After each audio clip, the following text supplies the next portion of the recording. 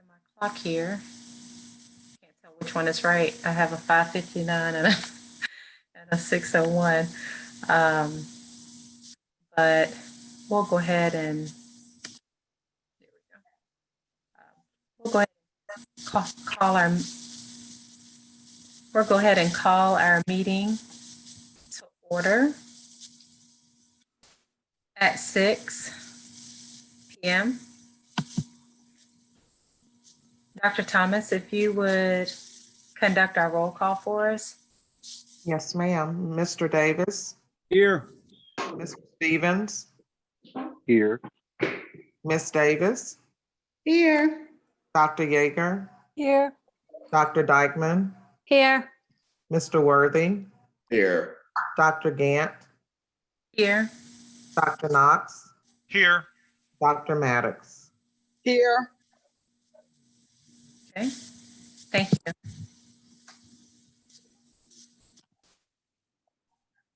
Okay. We'll take a moment of silent meditation.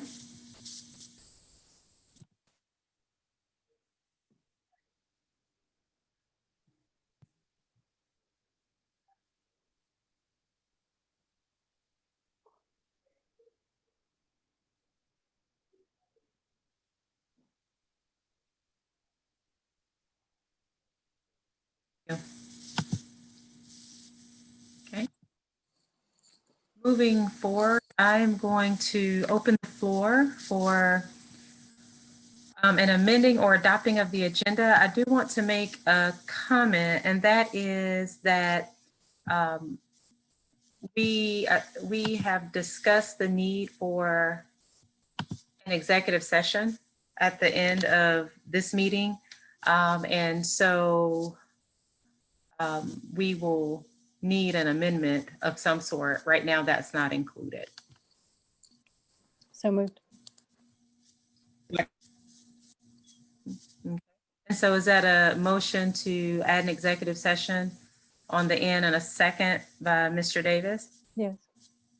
Yes. Okay. Okay. Any questions or discussion around that? One question, do we need to specify what the purpose of the executive session is? Sure. Let me give me a second and I'll do that. The purpose of the executive session is to discuss or deliberate upon the appointment, employment, compensation, hiring, disciplinary action or dismissal or periodic evaluation or rating of a public officer or employee, or to interview applicants for the position of superintendent. Dr. Gant, could we add real estate to that as well? Okay. And for real estate purposes, that would be, yes, which is under this is in our policy, looks like BCBH E1, and it's to discuss or vote to authorize the settlement of any matter which may be properly discussed in executive session, which include authorizing negotiations to purchase, dispose of, or lease property, authorize ordering an appraisal related to the acquisition or disposal of real estate, or to enter into contract to purchase, dispose of, or lease property subject to approval in the subsequent public vote, or enter into an option to purchase, dispose of, or lease real estate subject to approval in a subsequent vote. And so, to be clear, Dr. Yeager and Mr. Davis, your motion to amend the agenda for executive sessions would be for those reasons. Yes. Yes. Okay. Any additional questions or clarification? Okay. All in favor, Dr. Thomas, if you would do a roll call for us.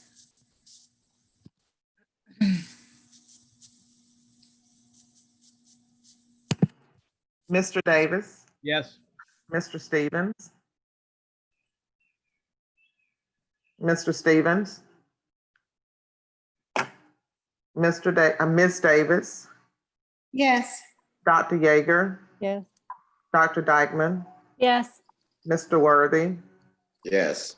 Dr. Gant, Here. Dr. Knox, Yes. and Dr. Maddox. Yes. Mr. Stevens, once again. Okay. Thank you. That's it. All right. Thank you. Oops, let me get my document back up here. Okay.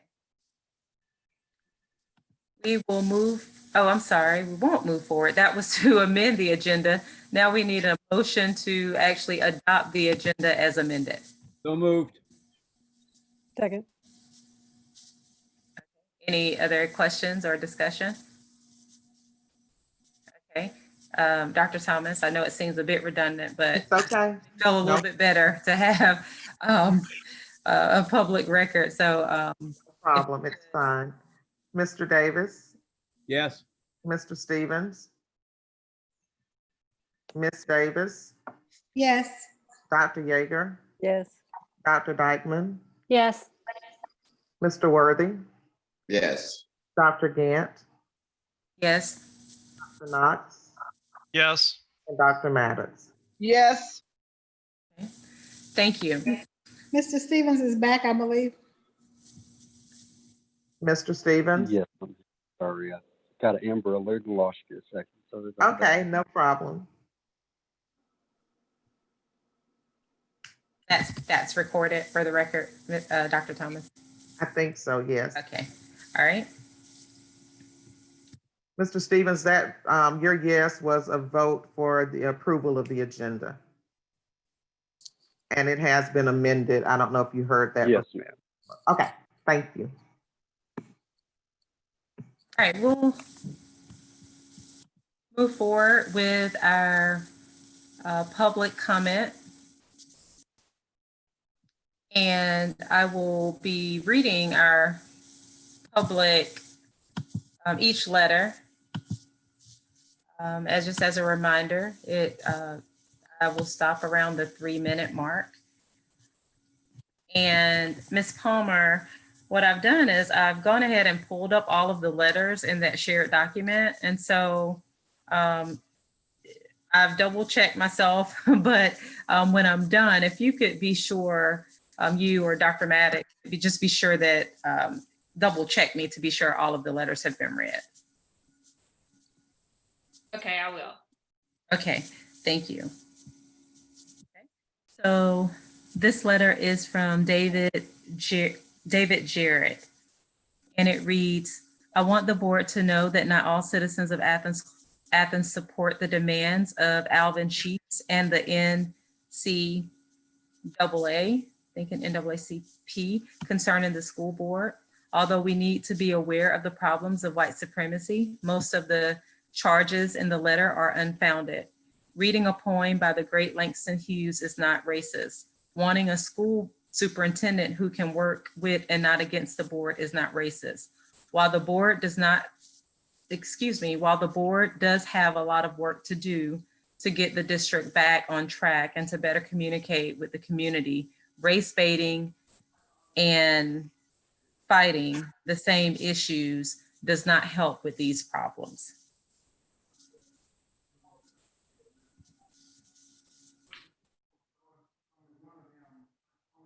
All right, and our next letter is from Jessica D. Cottrell.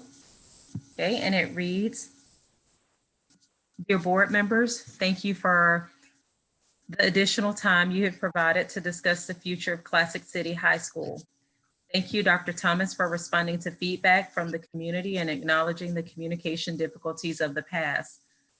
I look hopefully towards a future wherein our communication is both collaborative and positive.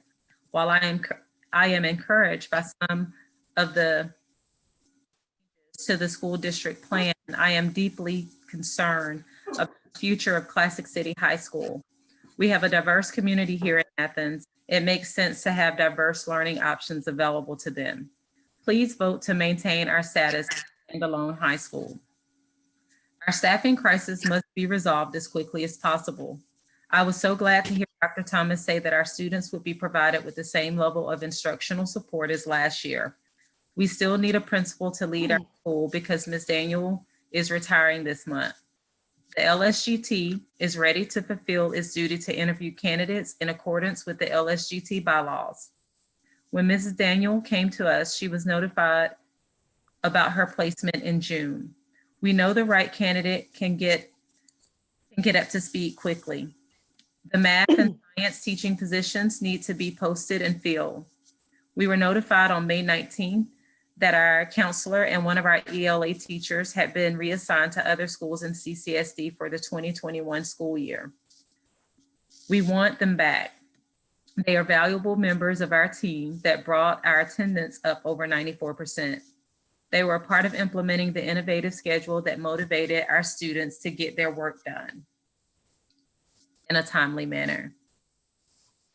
This schedule also set aside time during the week that students could use to either get extra help,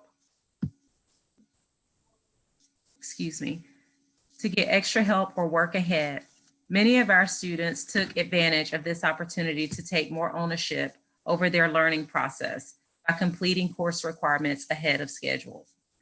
Classic City High School provides a great return on investment for an additional cost of about 1/5 of 1% of last year's overall budget. Classic City catches statistical outliers that fall through the cracks in our district system. It creates a space that maximizes their opportunities to master new material and become high school graduates. The plan to return to a district policy that allows our students to enroll at ACCA will better prepare our graduates for the workplace and reduce student debt in our community. The expected lifetime earnings of all of our graduates is greater than it would have been without a high school diploma. And I'll just read the last sentence. Many of our students are the first in their family to graduate from high school.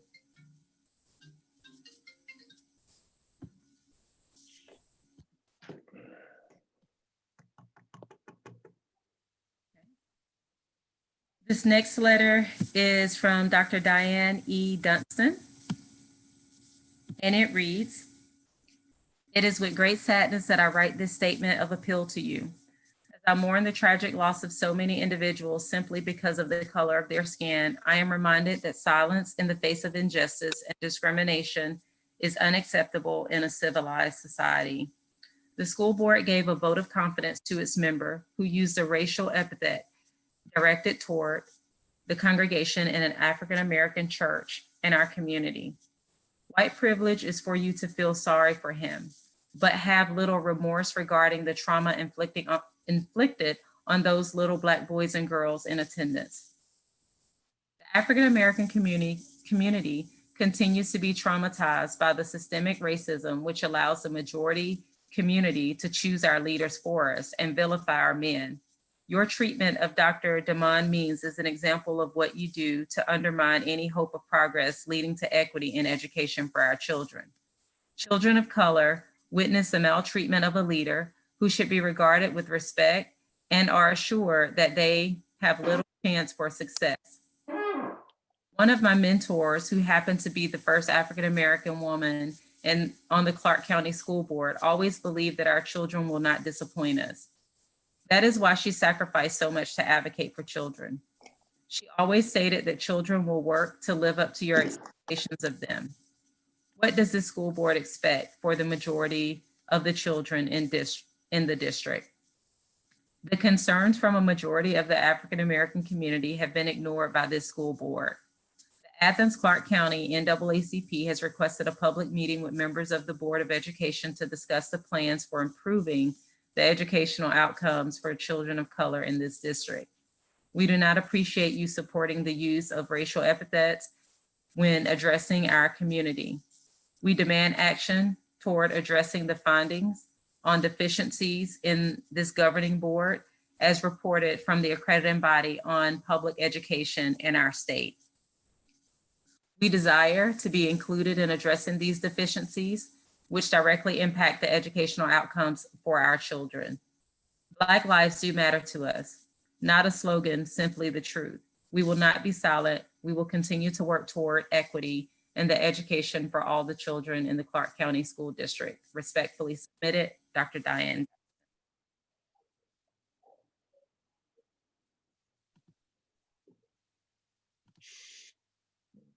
Okay.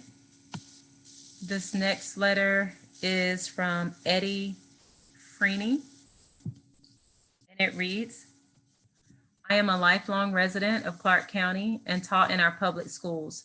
Of recent, I find myself deeply concerned about Mr. Davis's presentation of a poem, Ku Klux, written by Langston Hughes, that he read to a mostly African-American audience.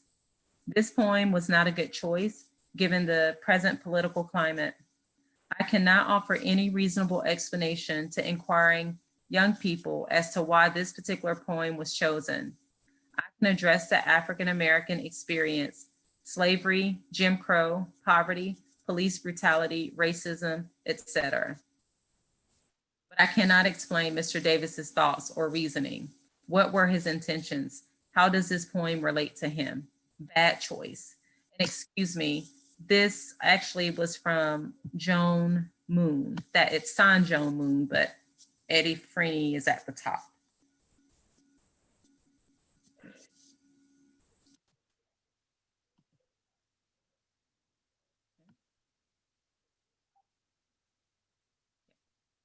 This letter is from Edward Helm. Reads, Dr. Zanona Thomas, I'm the interim Clarke County School District Superintendent. Dear Dr. Thomas and CCSD school board members, I request that you show cause by June 19, 2020, i.e. Juneteenth, why I and others should not proceed to secure a judicial determination that you invalidly placed Dr. Means, Superintendent of CCSD schools, on indefinite administrative leave, that your action is both null and void, and that Dr. Means shall be immediately reinstated. According to your own school board policies and procedures, the board's vote on December 9th, 2019 was invalid for the following reasons.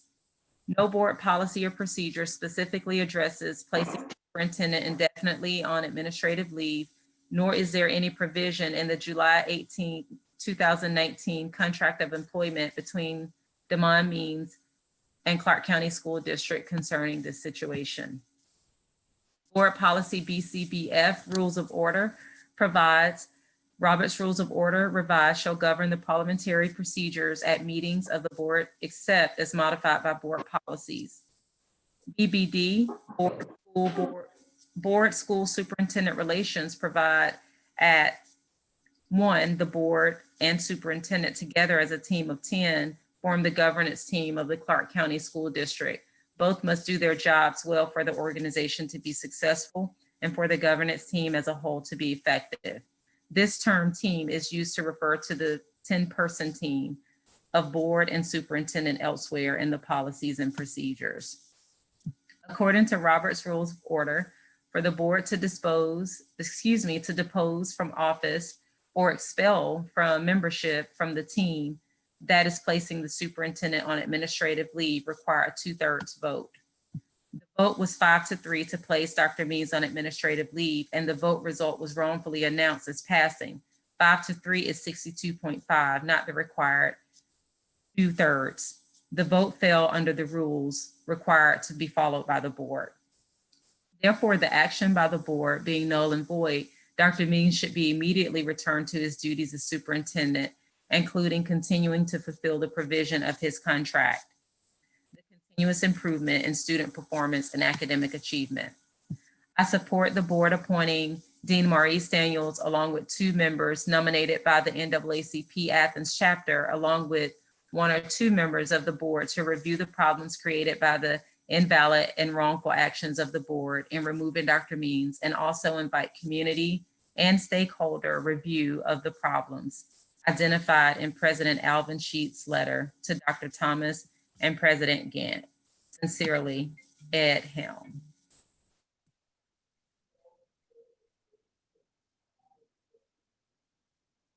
And citations are available if requested.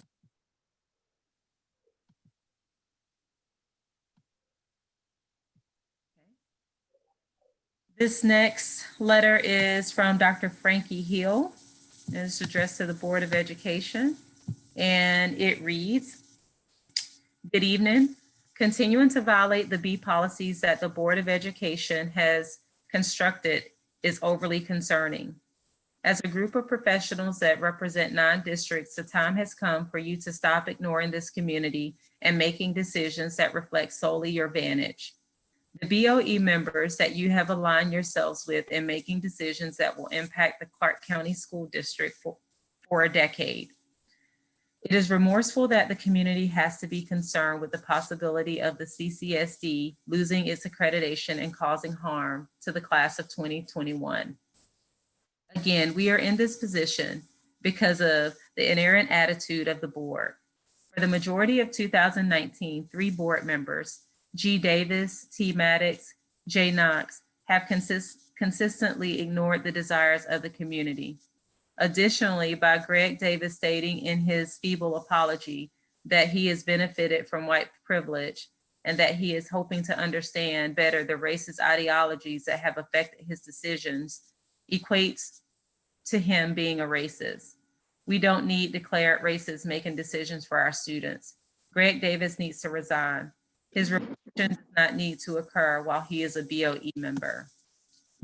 This board is causing the destruction of this school system and the assassination of Dr. Means' professional reputation without a justifiable cause. This debacle began when a bogus ethics claim was brought against Dr. Means. The Professional Standards Commission refused to weigh in on this bogus claim. When your attorney explained to you before this community in a public meeting that these allegations had no merit, you should have let it go as professionals. No, Maddox wanted to be able to punish the superintendent.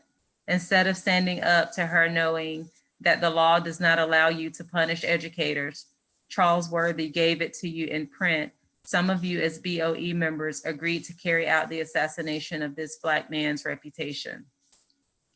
You did this in spite of knowing the special interest community members who knew this superintendent was structuring a plan to increase the literacy performance of the Black and brown children. These children comprise 74% of the district's population. Not knowing how to read is a form of slavery, and you are perpetuating a school system that will cripple children in this area by allowing them to continually fall behind. Those who cannot read become dependent on others and are taken advantage of, and those of us who know our history are more than aware of this parallel. Dr. Means should be allowed to come back to work and do his job.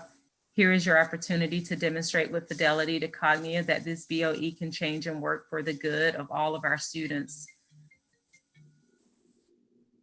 And that final sentence is, do not allow our district to suffer the degradation that Clayton County experienced by losing accreditation.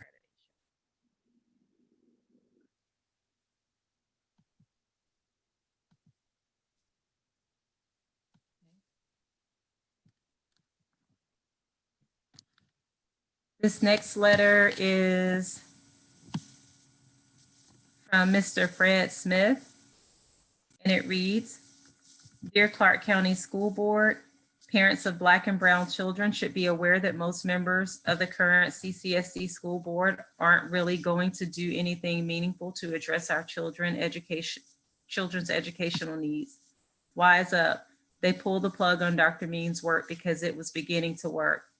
Furthermore, the school board gave free passes to members Greg Davis and John Knox, 2 white males, keeping them from disciplinary hearings for their bad conduct.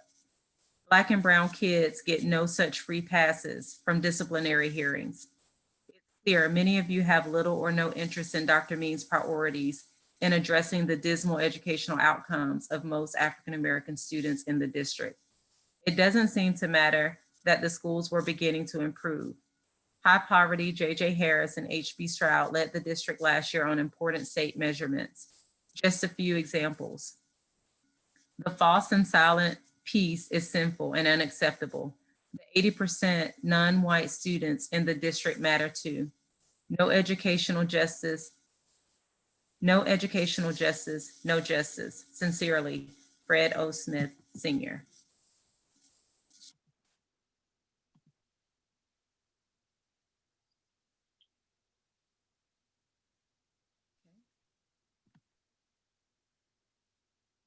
This next letter is from Justin D. Cottrell, and it reads, Dear members of the board, I came to Classic City because I couldn't handle the stress of bullying at other schools. I left as valedictorian with a temporary job at City Hall, a certification in mechatronics, and several miscellaneous college credits. I don't think it would be an overstatement to say that this school and its wonderful teachers saved me. Regards, Justin D. Cottrell.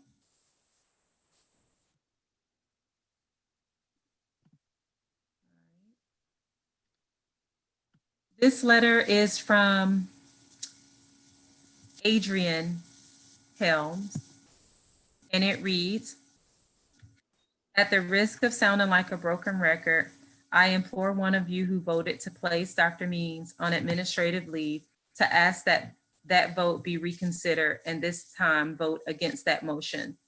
As I understand it, Dr. Means was hired to close the so-called achievement gap in the Athens-Clarke County School District that saw Black and Brown children performing below their schoolmates of paler complexions on state required standard measures.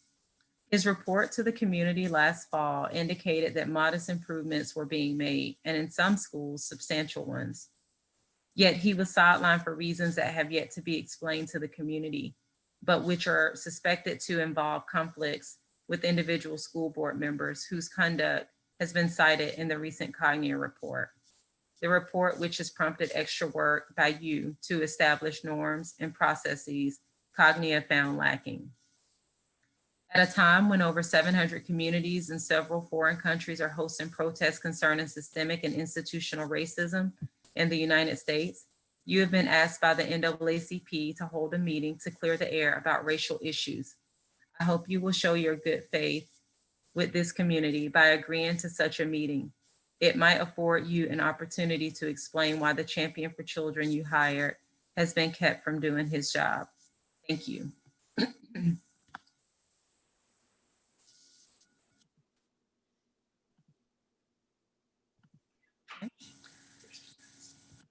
This next letter is from Mrs. Tommy Farmer, and it reads, to the Athens-Clarke County School District Board of Education, as people from the north, south, east, and west coasts of these United States and from every corner of the world fight for justice, equality, fight against racism, and so much more, so must the members of this Board of Education do the same, including fighting for educational justice for all here in Athens, Georgia. Dr. Means has not received justice. He stood up for the marginalized students. He only wants what is best for all students in this district, especially the invisible Black and Brown students. He chose to make those hard and unpopular decisions. He chose to be the real superintendent. As a result, some of you chose to put your knees on his neck. Greater Bethel AME Church, its members, and those in attendance at the African American Read-In have not received justice simply because of your vote against justice, equality, and fairness, and because of the concept of white privilege. If this board continues with its business as usual, even after a warning from Cognia, justice for the students will not happen. This school district will not be accredited. BOE members, are you aware that Cognia and communities are still watching and recording your votes and behavior at these meetings? It is still so obvious that some of you are still clueless as to your roles and responsibilities. I listened to the comments made at the June 4th, 2020 work session in regards to a meeting with the NAACP. The school district will not be what it ought to and need to be. The students will not be all they can be until all of the BOE members are willing to work with all stakeholders for the sake of the students, whether you like or agree with them. In closing, I ask each of you, what have you done to make this school district better each day? Are you willing to put your personal agendas aside? There is a pandemic ravaging this BOE, and it has nothing to do with COVID-19. Signed, Ms. Tommy Farmer, retired educator.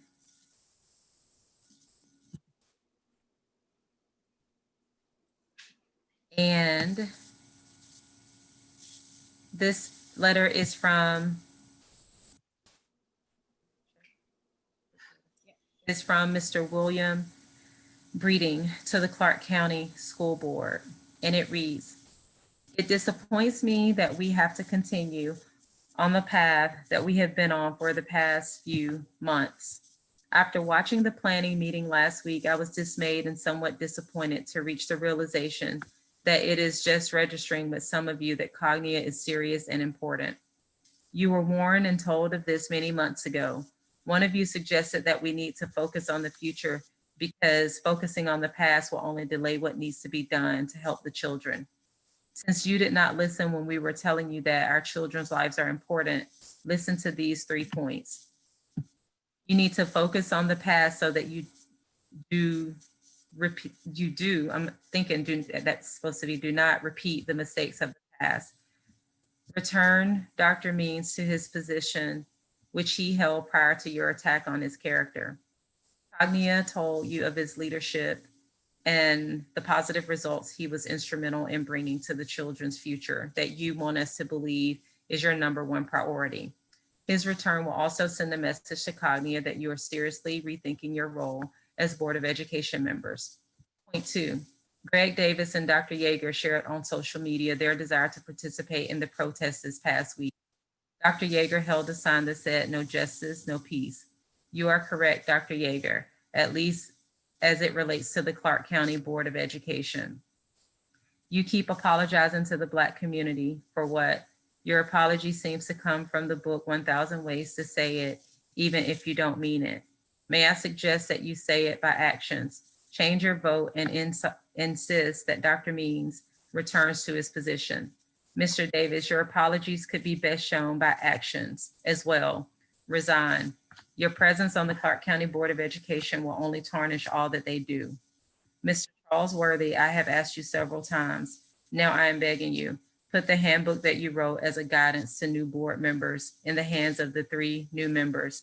I have studied them on social media. They have the heart and soul of a community activist. Without the knowledge and wisdom to know the job and rules, we could get what we got the last time. This type of youthful energy was thrust into a position of power. And that concludes that letter. Ms. Palmer and Dr. Maddox, those are all of the letters that I have. Do you see any, were there any others? There were not. That is No. complete list. Okay, thank you. So that concludes our public comment. We are going to move forward with our reports, the Board of Education reports. We'll start with Finance Committee report. And just as a reminder, we can keep these reports brief, under 2 minutes. If there is some additional information or summary that you would like to add, you can send that to Ms. Palmer and she'll upload it for us. So we'll start with Finance Committee.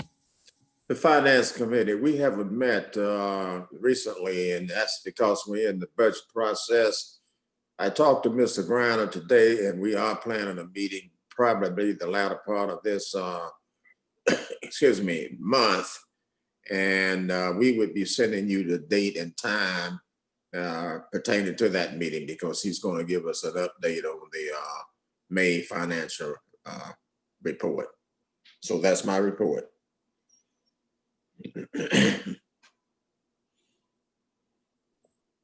Okay, thank you. Government Relations Committee.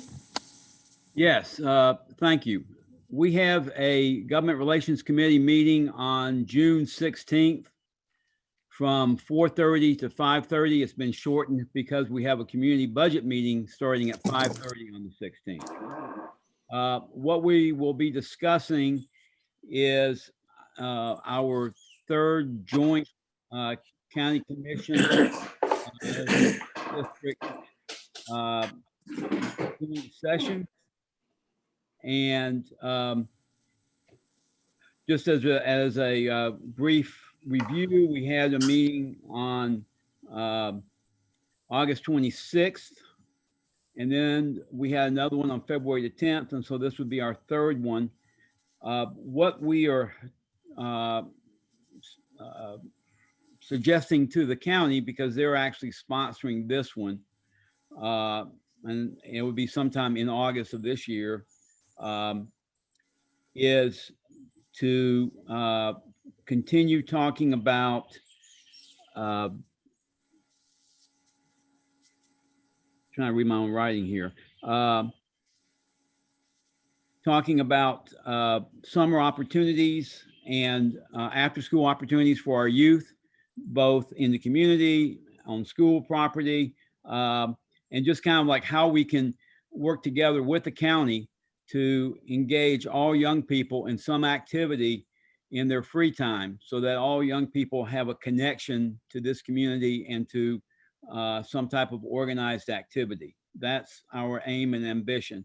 The other topic to be discussed would be the extension of broadband internet services throughout the county, so that if this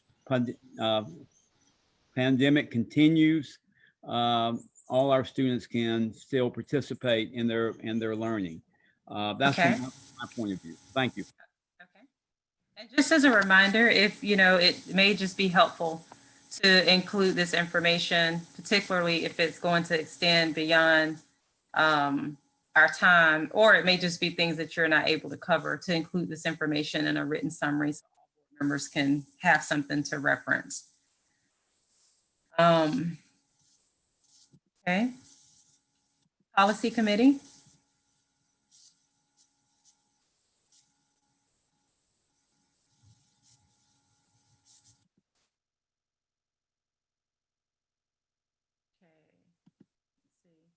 Dr. Yeager, we can't hear you.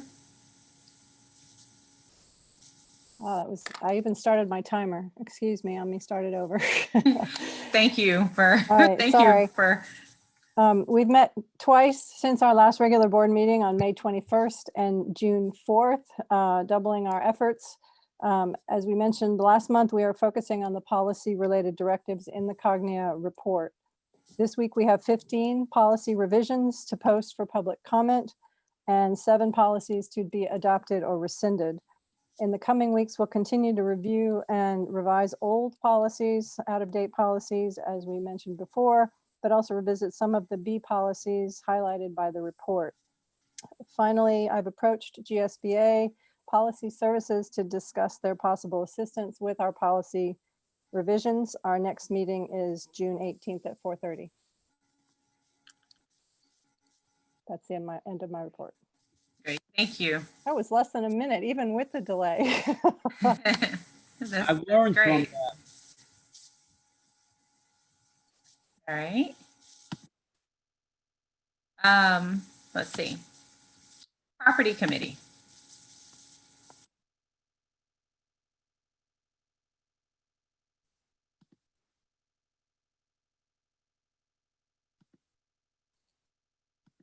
Mr. Worthy is muted also. Worthy muted. I was trying to find him on here. Mr. Worthy, we can't hear you if you are talking. I can't find him on the screen here. Okay, I just unmuted myself. I said, we've had several property committee meetings, and moving forward, we'll be able to reveal what we have been discussing in executive session pertaining to those property committee meetings. That's all I can say about that right now, because they all took place in executive session. Okay. Thank you. All right, we're going to move forward with our board community reports, and we'll start with the Athens Area Community Foundation. Okay, we did not have a meeting this month. We will meet again in August. Okay.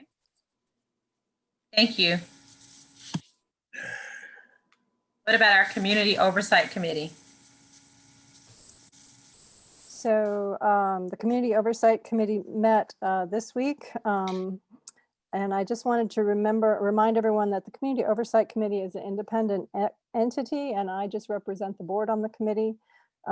info items from that meeting that I would like to share include, first of all, they are looking for new members. So if anyone is interested in learning more about how SPLOST dollars are being spent and overseen, please contact me or the chair, Alex Sams.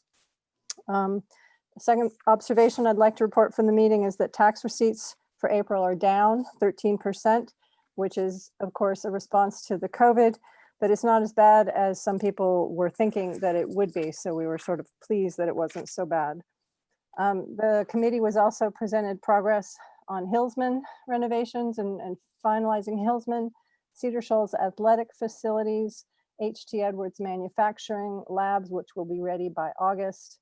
And if we can, we were shown a video of what's happening over at Clarke Central. They're in the process of demolishing the fields and getting it ready for the next, the new track and the new turf.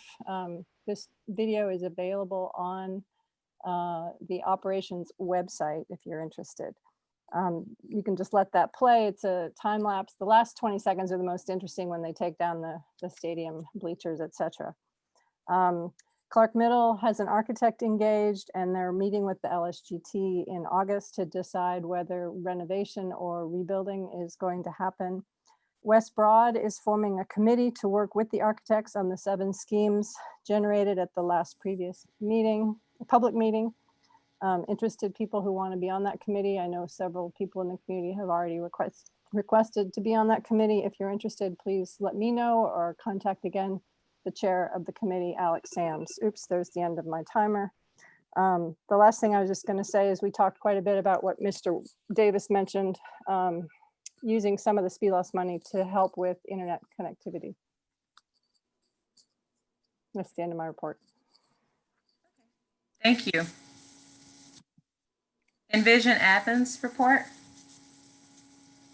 I believe we're going to be hearing from our executive director and the new president, or the new chairperson later on in the meeting. So I have no further comments at this time. Thank you. Okay. Thanks. Foundation for Excellence. That's me. I was unable to attend the last meeting. There's an email from their president and that the board members should look at, and that's attached. And so I'll just stop there. Okay. Thank you, Dr. Knox. Any questions? I think you sent that out to us, right, Dr. Knox? Before it was placed here. I know I sent it at least to you. Were there any questions about this? I have questions about that, and I also have questions about the COC report, but I guess that's something that we need to save until the work session. Is that kind of where we're going? You said the COC report? Mm-hmm. Yes. Well, I don't think this information was available during our work session, if I'm not mistaken. I don't think the portion that's been uploaded was there during our work session. Okay. Then again, not the portion that was uploaded. My question about the Foundation for Excellence report, it sounded to me in the letter that they're undergoing some things, or they're recognizing that we're undergoing some things, and so therefore we're not going to be members on that committee anymore. Is that correct? What I know is in that letter, so that's how it read to me. Okay. Yeah. I would like to hear maybe back from, and I don't know how we do this, but I'd like to hear back from that organization as to why we're no longer on that committee.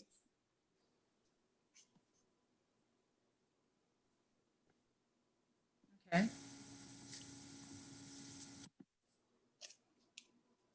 And so it sounds like that's something that you would like the representative, Dr. Knox, to inquire about? Oh, no, maybe the superintendent can make that inquiry. Or you as president. Yeah, the board president might be the most appropriate. Okay. Or the superintendent as our secretary. And my question about the COC, if I may, it looks like that the first notice that we got about the committee forming for West Broad came from Mr. Fisher's office.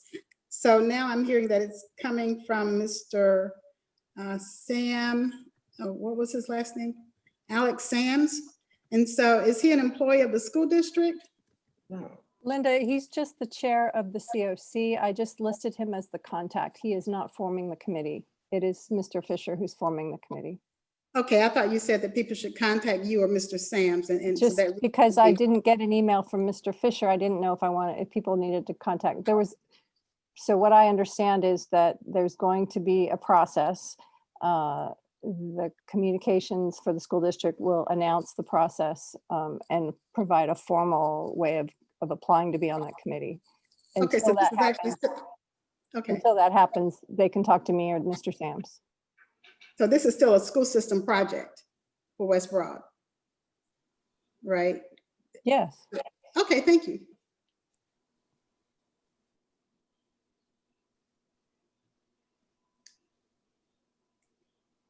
We'll move forward with our Georgia School Boards Association report. The only thing I think, I'm assuming actually that you all received the email from GSPA. There was an update on June 10th. Myself, as well as Ms. Davis, attended the GSPA, sort of like an abbreviated version of the delegate. And it was not the typical agenda, but we did elect officers. So just wanted to provide an update that we attended and that as the delegate for the school board, I submitted votes for the officers. And the email lists those officers, like the treasurer, as well as the vice president and president.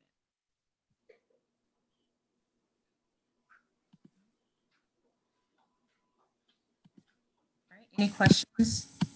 No, but that was my favorite GSBA meeting.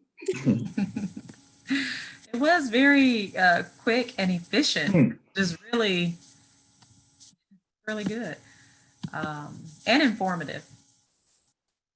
So we'll move forward with our financial report.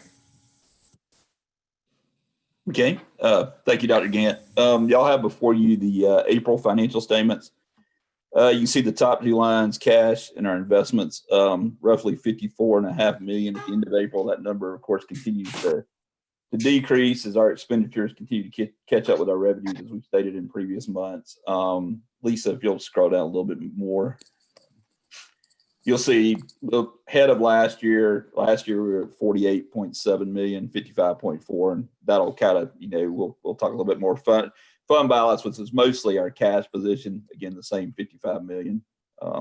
That number will continue to decrease. We anticipate ending up the year with about 31.5 million in fund balance, not counting the sale of the Mitchell Bridge property. I've taken that out of the equation. So the 31.5 is a true general fund balance, which is what we've been showing in our budget meetings as well. Lisa, if you could scroll down to the next page, please. Thank you. Statement of revenues as of 10 months ended April 30th, keeping in mind, again, our fiscal year end is June 30th. Say our property taxes are at 99.5%. We will hit 100% on that. We still have May collections, June collections, and then a little bit of July because it relates back to June. So for accounting purposes, that actually, counts back in the previous year. So we will hit all our revenue numbers look good. Currently tracking to be a little bit ahead of budget on our revenues for the year. I think it's about 400,000. When we get to the cash flow, we'll look at that a little closer.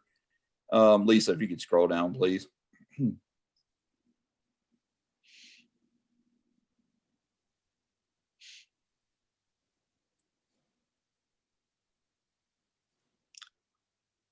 I lose Lisa.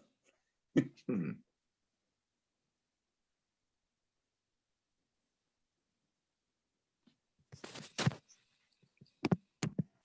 wonder if our internet went out. Let me. I feel like it's frozen. I can talk through them. Well, I've got them pulled up on my computer. I can't share my screen though. Dr. Gadd, do you want me to continue just talking through them? Is that good? Okay. All right, let me get, Yes, because I think you have it in here where we can pull it up as well. okay, gotcha. Yep, okay. So if we go to past the statement of revenues, you can see our percentage collected is a little bit higher than last year, so we're right on track with that. I'm gonna go to page 3 of the PDF, which is the statement of expenditures. Again, you'll see we're at 69.4%. Last year, 71.4. Some of that's not having school open, since the first part of March. Some of it we were already tracking that we were under budget on some items anyhow. Again, Mr. Davis asked a great question at the last financial statement presentation about why is that 69% now? Keeping in mind, we still have May, June, and then July and August, we have the salary accrual piece that we pick up because our teachers, the first paycheck for the new fiscal year is actually in September, and it goes through August of the next year. So it overlaps, but all the work's actually done in that fiscal year. So there's a salary accrual. So that's why this number is always, but it's right on track where it was last year, a little bit lower. But that's the reason why this isn't, say, in the 80% range, because we do still have, you think you only have 2 months left, but you still have those salaries in July and August that have to be accrued back to the prior fiscal year. Again, just an accounting mechanism there. But anyhow, that's why this looks a little weird this time of year, because you would think, oh, we're only at 70%, but that's the reason why. Mr. Griner, what screen do you need? I figured out how to drive. Oh, good job, Dr. Thomas. I'm going to pay 4 of 4 on the PDF, which is the cash flow projection. Sorry, now I got my screens all. Yeah. I'm back. Hey, Lisa. I'm back. I'll keep driving through this one and you can take the next one. Yeah, only, hold on. Lisa just took over the screen. He took the steering wheel. I'm sorry, y'all. We're gonna get there. Gotta love technology.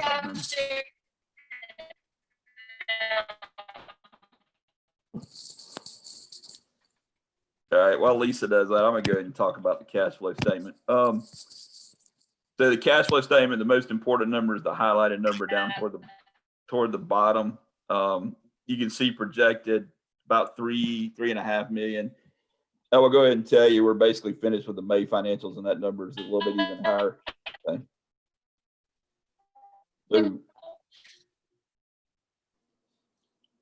So we anticipate that number being a little bit higher than the 3.5, but as we continue to work, and we've already got some of the June receipts coming in as well. So we think we're going to definitely hit the 3.5 and probably be higher than that.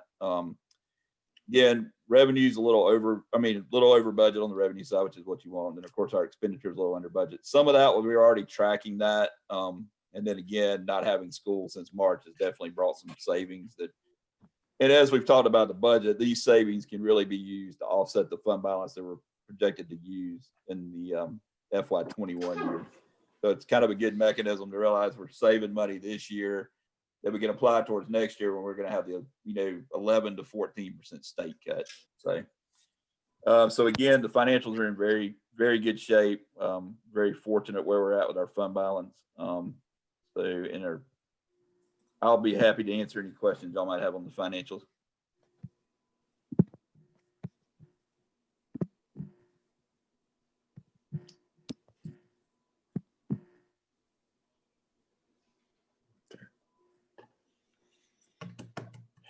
Any hands raised or any chat? So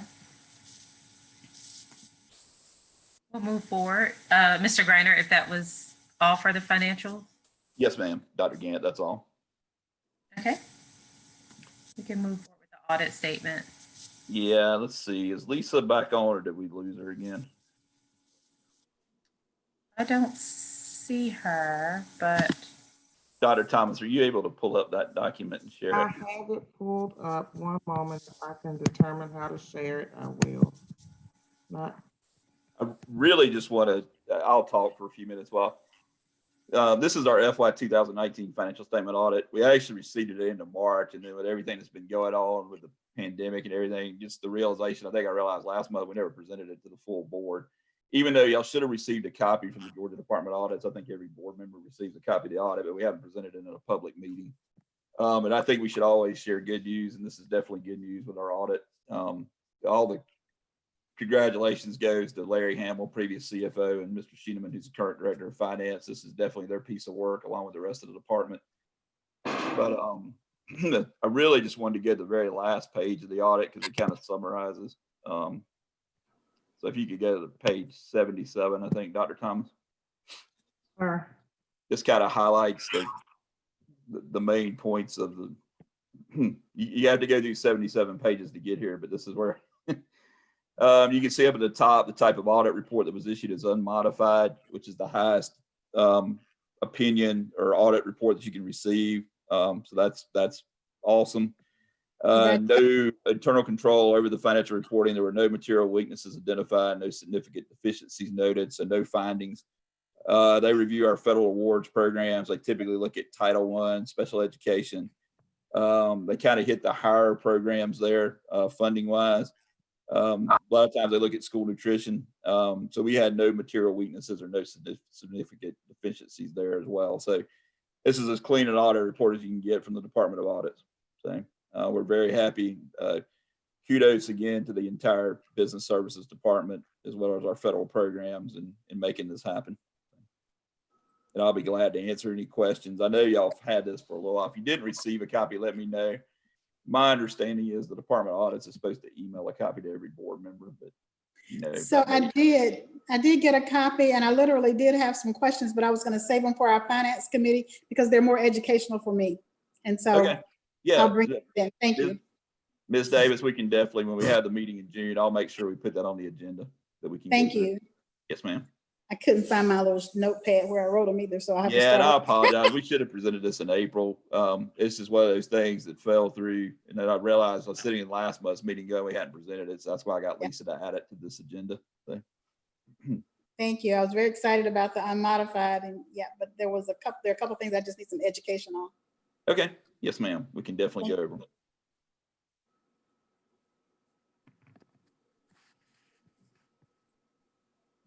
Any additional questions or comments?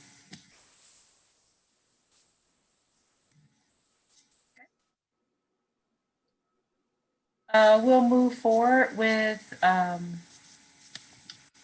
the president's board report. I've had to pull up like 2 different screens because so I'm not looking away from our meeting, but I did ask Ms. Palmer to upload just a brief summary. And so I won't read it to you, but in essence, it just talks about our professional development calendar. There are 2 requests under there. One is that I've shared a document with you of our professional development, it's a draft of plans for professional development. I do want you to keep in mind, it is really a draft. And so the most important thing for us to do right now is to secure dates. And so I also included in that document a link and just ask that you look at that link, look at those dates and indicate all the dates that you're available. These were dates that our GSPA representatives are available, and they'll be doing not all of our training, but majority of our training. And so if you would take a look at those dates and complete your availability. Also know with the tentative professional development calendar that it may change. It may very well change after we conduct our needs assessment. So if we go back to the Cognitive report, it was sort of rooted in that we conduct that and then build our assessment or our professional development around that. And so we'll be reaching out or speaking, I think, with a representative from Cognia. That is, tomorrow. Actually, that's supposed to be tomorrow. And from there, we'll be expressing the board's desire to meet with them, our needs to meet with them, and the needs that we have to be sure that we're moving forward appropriately. And then there's just a reminder of norms. Again, question? how did you want us to indicate our availability? I don't see anywhere on this form that we're supposed to fill in. Do you want us just to email you? No, there's supposed to be a link to a doodle poll, Oh, Dr. Yeager, but I have to, Yeah, inside of the president's report, inside of the document that says president report. oh, I got it. Yeah, it just didn't look like a link, but I see it now. Sorry. Thank Yeah, you. it was blue in my area, but I think it may have turned black.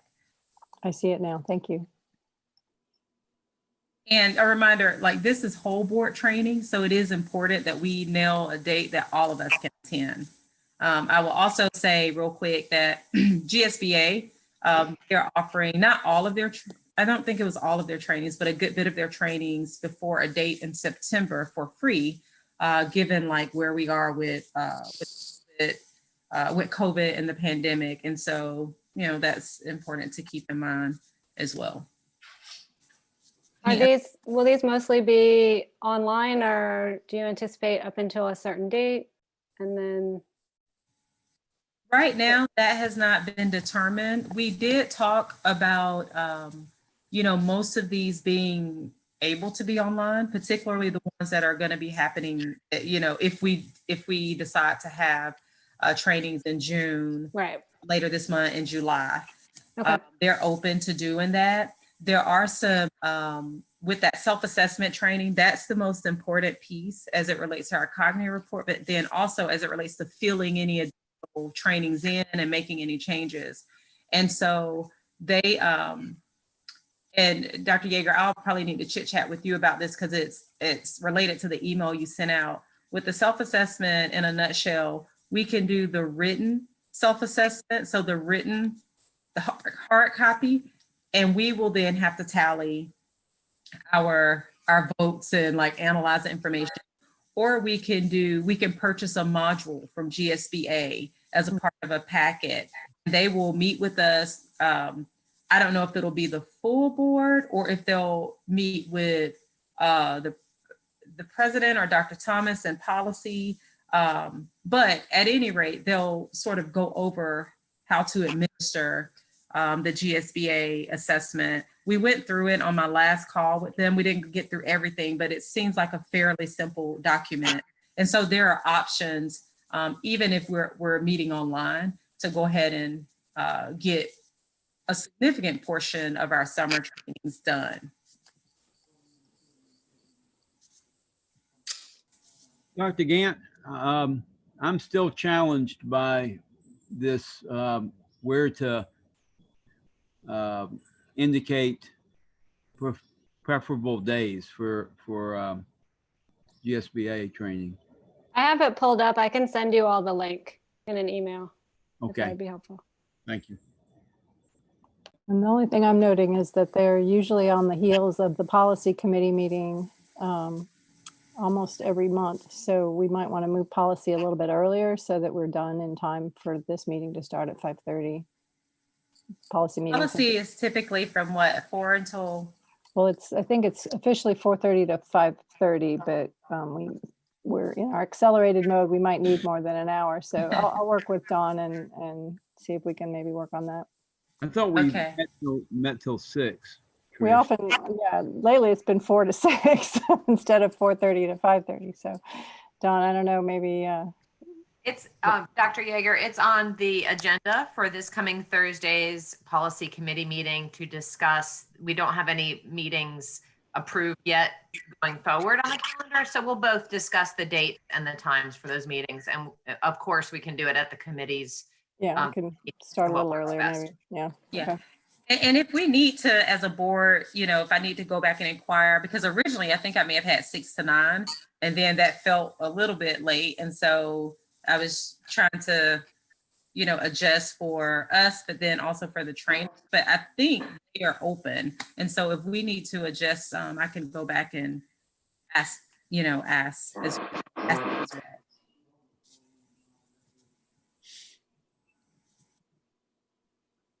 Any additional questions? Okay. Well, feel free to let me know if you have any questions about the information in that summary. We'll move forward with the superintendent's report. Good evening. My remarks will be brief as we have a couple of presenters today, and we also have people available to answer questions for items that are under your other action items. We've tried to send you written responses to most of the questions that you all had. Item 13.6 on the agenda is the NAACP Education Matters request. And I just wanted to update you that I have been in communication with Mr. Alvin Sheets over the last couple of days, and Dr. Gann and I will have a planning meeting with him next week, and then we will be able to share details regarding next steps. I also will be releasing a letter tomorrow that will come out to board members tonight, just with a statement on the current times that we're experiencing as a city, a state, and a nation. And so it's taken me a little time to be able to accurately capture my feelings in writing, but I will share that with our Clarke County School District community tomorrow and with our board members tonight. We have Ms. Erin Barger and Mr. David Bradley, who are with us to talk about Envision Athens. And after they have a presentation, Ms. Lynn Duke will introduce our presenter regarding the benefits 403B program. So Erin is now, I think, sharing her screen, and she is going to take over with Mr. Bradley because that was requested at our last meeting, as was the benefits information. Good evening, everyone. Can someone confirm that you can see the screen with the presentation? We can. Thanks so much for your leadership and this opportunity. I am proud to be a CCSD parent, and I appreciate your leadership. And thank you again for all you do. We're going to be very quick and respect your time this evening. Very briefly, our incoming chairperson, David Bradley, the CEO of the Chamber of Commerce, is going to describe the roles of the Implementation and Oversight Committee, and I will give a brief presentation about the partnership between Envision and CCSD, and then we'll be happy to answer any questions that you may have. So, Mr. Bradley. Yeah, thank you so much, Erin. And ladies and gentlemen, thank you so much for the opportunity. In short, I think Envision Athens, as you probably know, is a 20-year vision for the community. And it is sort of orchestrated and led by the Implementation and Oversight Committee that is charged with guiding and supporting the implementation process for Envision Athens. The group is comprised of 3 citizen representatives, but is largely made up of institutional representatives like Clarke County School District, Athens Clarke County Unified Government, the Athens Housing Authority, Piedmont Athens Regional St. Mary's Healthcare System, the City of Winterville, the United Way of Northeast Georgia, Athens Chamber of Commerce, Georgia Power, and Athens Technical College. So it is an extraordinary group of institutional partners that are trying to put together and implement a game plan to help create an Athens that is prosperous for every single Athenian that is out there. And now I think as we all know, the times that we're in now is probably the most crucial time, and the time in which Envision Athens is perhaps needed more than ever, as we have an opportunity to, when we're at this crazy spot of this ebb of an economic transition, we have an opportunity together to progressively move forward. And that begins, again, with the Implementation and Oversight Committee. Thanks so much, Mr. Bradley. As you taught us, we are better every day, but only if we do this work together.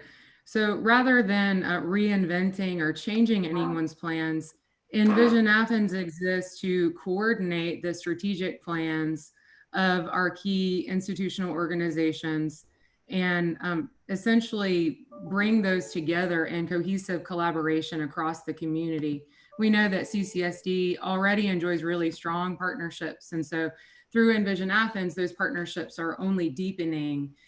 So far in the 2 years that we have been partnered, it's impossible to summarize everything, and I really don't have time to even be exhaustive with this list.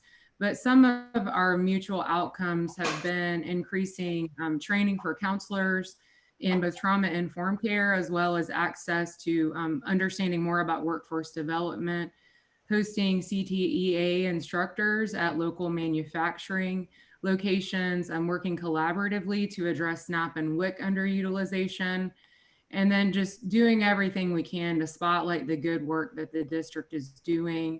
We were honored to host a Great Promise Partnership student, a recent Cedar Shoals graduate.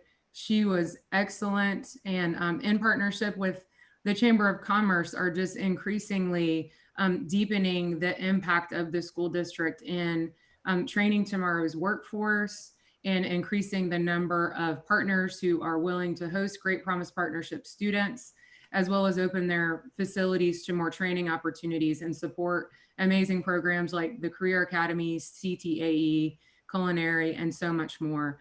I mentioned the trauma-informed care training recently in partnership with the Community Foundation and others. We trained more than 460 individuals in trauma-informed care, and many of those who attended were Clarke County School District employees, and that is part of an 18-month trajectory. So we continue to look forward to continued partnership there. Again, there's so much to share, but I only want to share highlights out of respect for your time.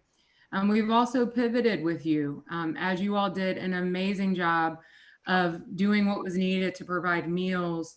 You know, Envision Athens was there behind the scenes, ensuring that the folks delivering meals for CCSD had face shields. We connected CCSD, and it was our honor to do so collaboratively with nonprofits as well as business and community by co-hosting weekly calls with the Chamber, the United Way, and the Community Foundation.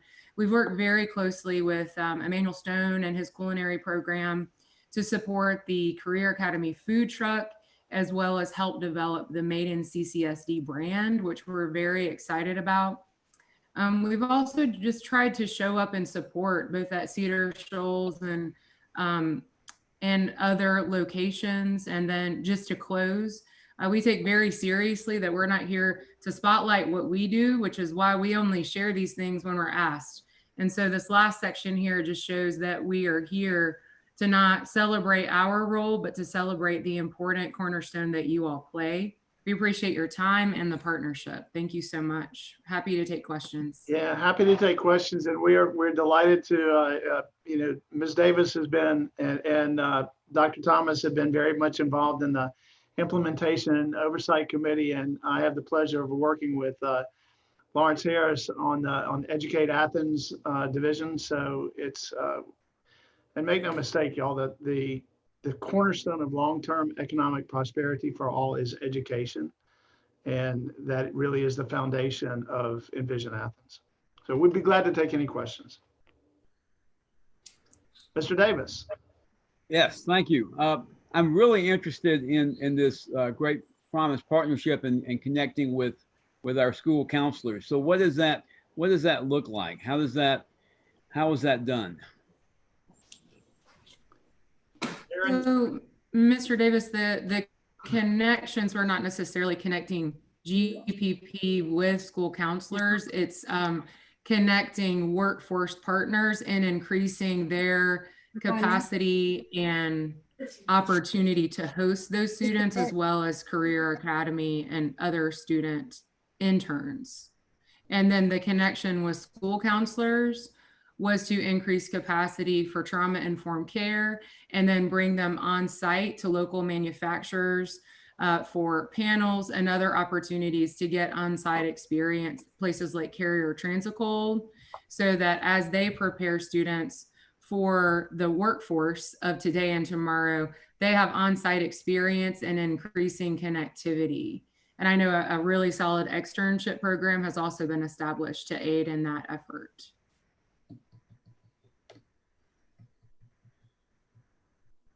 And would Lawrence not be is Lawrence the person that's mostly engaged in that event through the Educate Athens initiative? That's a or great the Career question. Academy? Yes, ma'am. And actually, I would say to help answer the question, I think the importance of having your level of connectivity to the Implementation and Oversight Committee deepens our relationship by having a representative from the board as well as a staff representative. Mr. Bradley, did you want to add to that? No, Mr. Harris was instrumental in helping us create that connection, and that'll be the first connection of many. But the connectivity at Carrier was really instrumental with Mr. Harris and Mr. Molina, and I would expect that this upcoming year we're going to see that we're going to see several more interactions with local industry. And I just want to add that it's not just the 2 members that are on the IOC that are engaged here. Anything that touches education, we've been all through the school district and all the different departments in the Educate Athens initiatives. So I know that Dr. Myers has been very engaged with the social work, and we've had our nurses involved with the health initiatives. So we have a lot of representation at Envision Athens beyond the IOC. A couple of other examples. We've worked very closely with Dr. Myers and Tessa Barbazon and the Director of Social Work on some important initiatives. And then I really just commend the quality of your staff. Dan Smith is our representative from CCSD within the arts and culture domain. So I would actually posit that there really isn't a single domain of the 14 categories of our work that doesn't touch this district and education in some critical way. I would agree with that. Hi, Aaron, Mr. Bradley. Hi. You know, I definitely, respect what you're doing, the work that you're doing. I guess my only question is when it comes to the tiers and the amount of money, like we're paying $11,000 versus some of the other organizations are not paying as much. And it seems like we're putting a lot in. And I just, I guess my only question it had been where, how is that determined in terms of, the amount of money that we are putting in for this initiative? Yes, that's a great question, Dr. Maddox. I'll answer briefly and then see if Mr. Bradley wants to add. Just based on my history, I was actually a volunteer steering committee member with Envision Athens before becoming project manager. So I actually remember when the Implementation and Oversight Committee was coming together, the number of seats on that group was based upon the scope of that actual organization. So because of the amount of overlap between the action agenda and unified government, they have 3 seats. Citizens have 3 seats because we really value citizen input. And then the level that the district is at is actually commensurate with the hospitals, basically because based upon the overlap of the plan of work and the important work that you do, you're really at that top tier because so much of what we do is in lockstep with you all. And so I was there before you or David. And so let me try and share too that, again, the pricing structure for the tiers came out of the budget that was created based on the vision that was created. And so we had a consulting company that we used to help us, one, collect the input for what was important to this community for the next 20 years and what we wanted to see. And then demographically, it was important that we have representation from every demographic in our community. And so that's how the IOC was originally formed.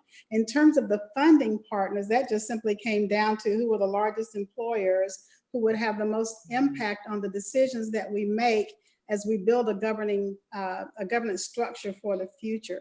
And so again, with Clarke, with the school district being, I think, the 3rd largest employer, 3rd or 4th, somewhere between 3 and 5, if I'm not mistaken. That was the amount that we assessed ourselves. And so the people that had the largest impact and could benefit the greatest came up with the amount of money that we would pay. And this was an initiative led by former Commissioner Sharon Dickerson. So that was set, that was how we built it. The entire structure was built around the goals and the objectives of what we wanted Envision Athens to be to the community. I hope that helps.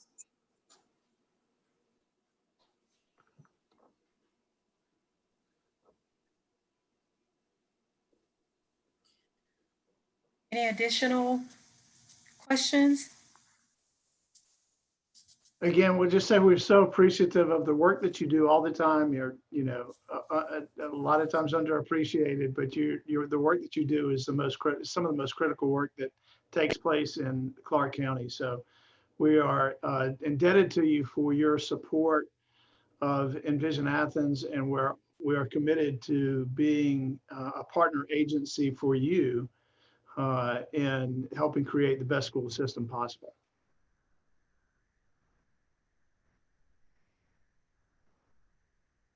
Thank you. Thank you, guys.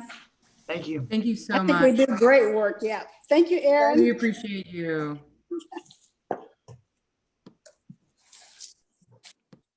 We'll move forward. You want me to go ahead, Dr. Thomas? Okay. I'm going to introduce Eric Kieshauser. Some of you know him. I butcher his name every time, and he just takes it. I want to give you a little bit on his background. He has a huge experience with employee benefits and particularly retirement saving plans. In the early part of his career, Eric spent 20 years working for two of the largest consulting firms in the world, and he was managing director of Mercer Consulting in Washington, D.C. He then served as executive vice president for Northwest Retirement Consulting, working with firms like Sony Music, Avery Dennison, and U.S. Bank. And for several years, he published a blog to help employers and employees understand the shortcomings and pitfalls of 401k plans called 401k Revolt. But for the last 21 years, he has worked exclusively with public schools in Georgia through Clear Concepts Consulting Group, the company he founded in 1999. And CCSD hired Clear Concepts about 6 years ago in a competitive bid process, and we recently renewed their service in a second such process in 2019. But more than all of those impressive qualifications, Eric has routinely proven his value to CCSD in servicing our employees. He spends many hours providing one-on-one support to our service workers during open enrollment, and he makes sure they understand their choices and helps them navigate to the best solution for their families. He will also fight the insurance companies on behalf of our employees and win. I see it often. A recent example was a staff member lost their child. An insurance company refused to pay the life insurance benefit on a technicality. We both thought it was wrong, and he fought for our employee for months. And he was finally successful, and our employee was so grateful. And I have countless examples of that over the 6 years. I could talk for a long time, but I'm going to turn it to Eric. Eric, they're going to give you about 10 minutes. Wow, thank you. Thank you, Lynn. It's going to be hard to cover all that in 10 minutes, so you can just do it as quickly as possible. Thank you so much. And thanks for having me, everybody. Man, you guys deal with a lot of tough issues, and my heart goes out to you. When I was asked to do this, we thought about a number of ways to attack it and be the most helpful. And with apologies to the Finance Committee, I'm kind of reprising an outline that we did with them many months ago. And who's controlling? Are Lisa, you controlling? Can we just go? We can just go ahead and move on to the next slide. I just think it's helpful for me to quickly give you kind of the current landscape out there globally, because I think it helps you understand the nature of the project that we have completed here, and it really sort of centers around a lot of turmoil in the 401k world. Participants have been suing their employers for most of the last 10 years on their 401ks, driven by concerns about cost. And then suddenly in the last 3 years, we've seen colleges, universities experience that same thing with their plans. Again, most of the concern is over cost. In the 401k side, it's been because of high cost mutual funds. On the college and university side, it's been mostly because of cost driven by having multiple vendors, which which is the situation that you all have been in. And so the next logical target, as we see it, is the K-12 world, where frankly, the cost inefficiency is the greatest at this point overall. They're characterized by high cost annuity products, actively managed funds, and you have a lot of those. You have a lot of those in your plan at the moment. Typically, we see the participation being poor. In private sector plans, if it gets to 60%, it's great. In your world, not that good. Okay, and then we see that participants that in plans don't do things that are in their best interest.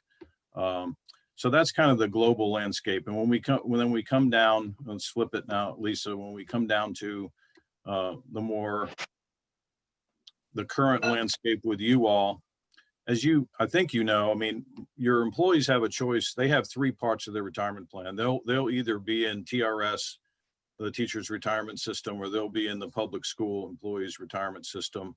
Those plans both are defined benefit plans that guarantee the employee a benefit. Okay, and then you also contribute, and your employees contribute to Social Security. Probably don't have to tell you all about the issues in Social Security. And I think it's important for people to know that, you know, while that's a guaranteed benefit, that its certainty is certainly in jeopardy, particularly for younger people. And we feel like if we're going to help them plan well, we have to talk about that. And then finally, the supplemental retirement savings plans, as we call them, which really puts a chunk of the employees' future retirement security in their hands. Okay. So when we look specifically at CCSD, when it comes to TRS and PSERS, the education that is board centric, I'll call it, but system centric, has been pretty modest. And so the awareness that we find from your folks via a survey that we did is pretty low to moderate awareness of those plans. And in TRS, we see an employee relations divide in every system, not just yours, between those who are covered by TRS and those who are covered by PSERS. About 20% of your population are covered by PSERS. Much more modest plan than TRS, much less expensive for them to be in, but that's where your lowest paid people are. And I think you can tell from Lynn's comments, that's where my heart and attention always goes, because that's where we can be the most helpful. So those people in that plan feel that they're second-class citizens to everyone else, and we want to attack that issue. And we also want to, make sure people know that PSERS plan is a great value for what they contribute to it as well. Because at the end of the day, we want all these tools to be attraction and retention tools for you to get the best folks that you can do to accomplish these massive goals that you're trying to do. Okay, so we can go on. I'm sorry to talk so fast, but I want to respect your time as well. So when we look at the CCSD retirement plan, the key concerns that we uncovered, and this is when I say we, it's really me and folks that work with you, Larry, Hamill, and Lynn, and others. Here's what we were concerned about your plan. You have a lot of options, so you're in that multi-vendor mode. Those options create a lot of confusions for folks. They're wading into an area that they know little about, and they're basically trying to learn by salespeople selling their product. And those sales efforts are not always exactly what you'd like them to be from an educational standpoint. There's very little education on retirement, on the programs or the options. So really the education gets left to the salespeople, and the best salespeople or the best compensated salespeople seem to be the ones that win, and that isn't necessarily in the interest of your folks. In your situation, you have one annuity product that's really dominating the landscape, and and it's actually the highest cost and maybe the poorest value available for people, and yet it's the highest participated. And so it's a concern for me, looking out for those lower paid people, that is happening. And I've been asked to go to the bus shop. I've really spent many occasions at the bus shop and help those people. And I know their situation. I think I've earned some credibility with them. And a lot of those folks have been burned by some of these practices and products. Most of your folks aren't participating. 75% of your folks are not doing any kind of saving for retirement. And that's a particular concern for the lower paid people. There's an array of mutual fund investments in your plan. They're relatively high cost. Compliance is becoming a significant concern, not because of anything you're doing wrong necessarily, but remember, the multi-vendor approach and the products that you have in your scenario they create high cost. And those are the very issues that anytime an outside arbitrator gets involved, when employees are challenging or suing the plan, that always tends to be the biggest issue. So when I say compliance is a significant concern, that's the principal thing I mean. There's a half a dozen others as well, but I think that's the principal one. And then because of all the choices, the administration is complex and it chews up a lot of administrative time. So together, we set some goals for your system. What do we want to turn this thing into? And again, Larry Hamill and I spent a lot of time on this. Lynn spent a lot of time on it. We did a survey of your whole population, so we knew where they were coming from, and we took that all into account. So we wanted to make sure that everybody in the system got what we're calling CCSD provided trustworthy education on what they should be doing. Not telling them what to do, but trying to get them to a level of understanding where they can make a good decision for themselves about it. So we wanted to make sure that TRS serves as an effective tool in recruitment, retention of the best people, those superstar teachers that you're trying to find to accomplish these challenging goals, and that PSERS serves similarly and stops being a dividing force between your folks. The slide with 2 bullets, always the welcome slide, right? Followed by the one with a lot of bullets. So we completely re-engineered the retirement savings plan, and we built in much more comprehensive education through CCSD of the basic plans, in other words, TRS and PSERS, and education, basic education on saving and investing with terminology that people can actually understand. We eliminate the goal, eliminate the multiple vendors to get rid of that employee confusion, greatly lower the cost of the plan to people, most of the time hidden from them. They don't know what these things cost, and we want to make sure they know what it is. And then of course, simplification of the administration and this compliance issue that I think is really important to you. We wanted then to select one administrative partner. So just want to point out here that what's happening here is that instead of having an array of products that people have to walk into in a buyer beware situation, that what we've created is as an actual CCSD plan. So it's not another product. It's actually becomes your designed plan that's built with these employee concerns in mind, cost, compliance, et cetera. So then we go out and we find an administrative partner that can help us administer that plan. Okay, and we've completed that process at this point.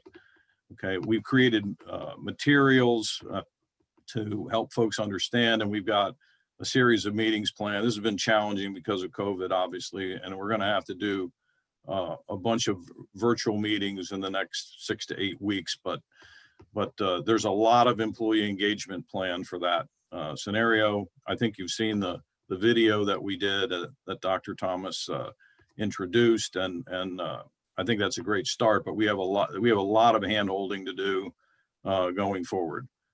We wanted to get rid of those annuities and actively managed funds and use index funds that are extremely low cost.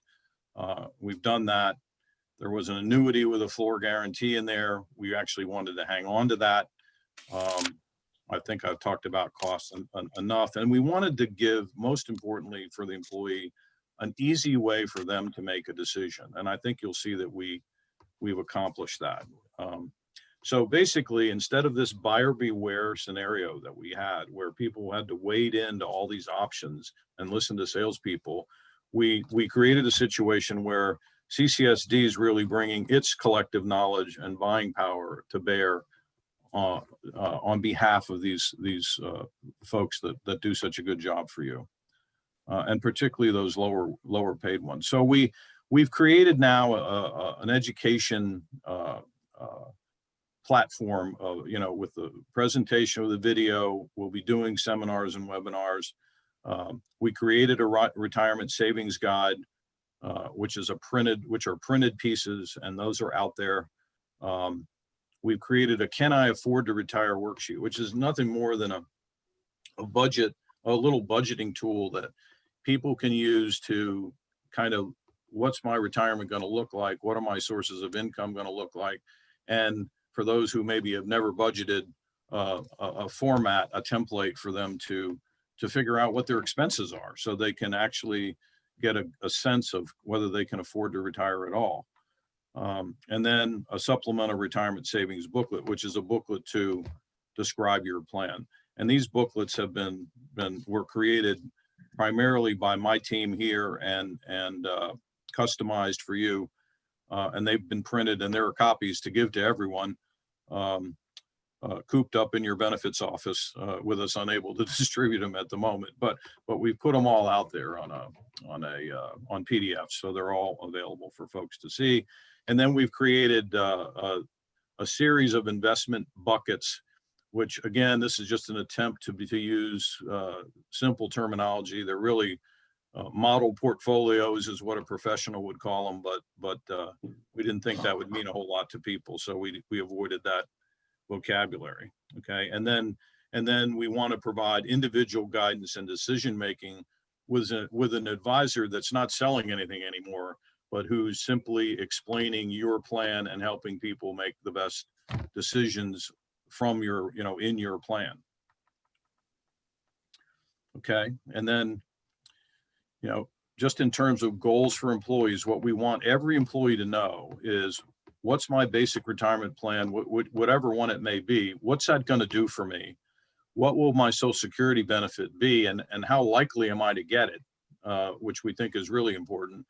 And then what's my retirement goal? What's my target of savings to get to that goal? And then how do I get there as efficiently as possible? And the answer to that is going to be, is your plan, because we've built it to do exactly that. Okay. Okay. We have three biggest problems along the way coming up here, which is what we see employee populations do most predominantly is these three things. They either don't save at all, which is true for 75% of your population, or they save too little. Of the 25% that are saving, I would say that at least a third of them are saving probably less than $10 a pay. So it's really kind of just it's not really getting them anywhere. It's just, but they're counting in the participant percent. Okay. The money's typically invested too conservatively.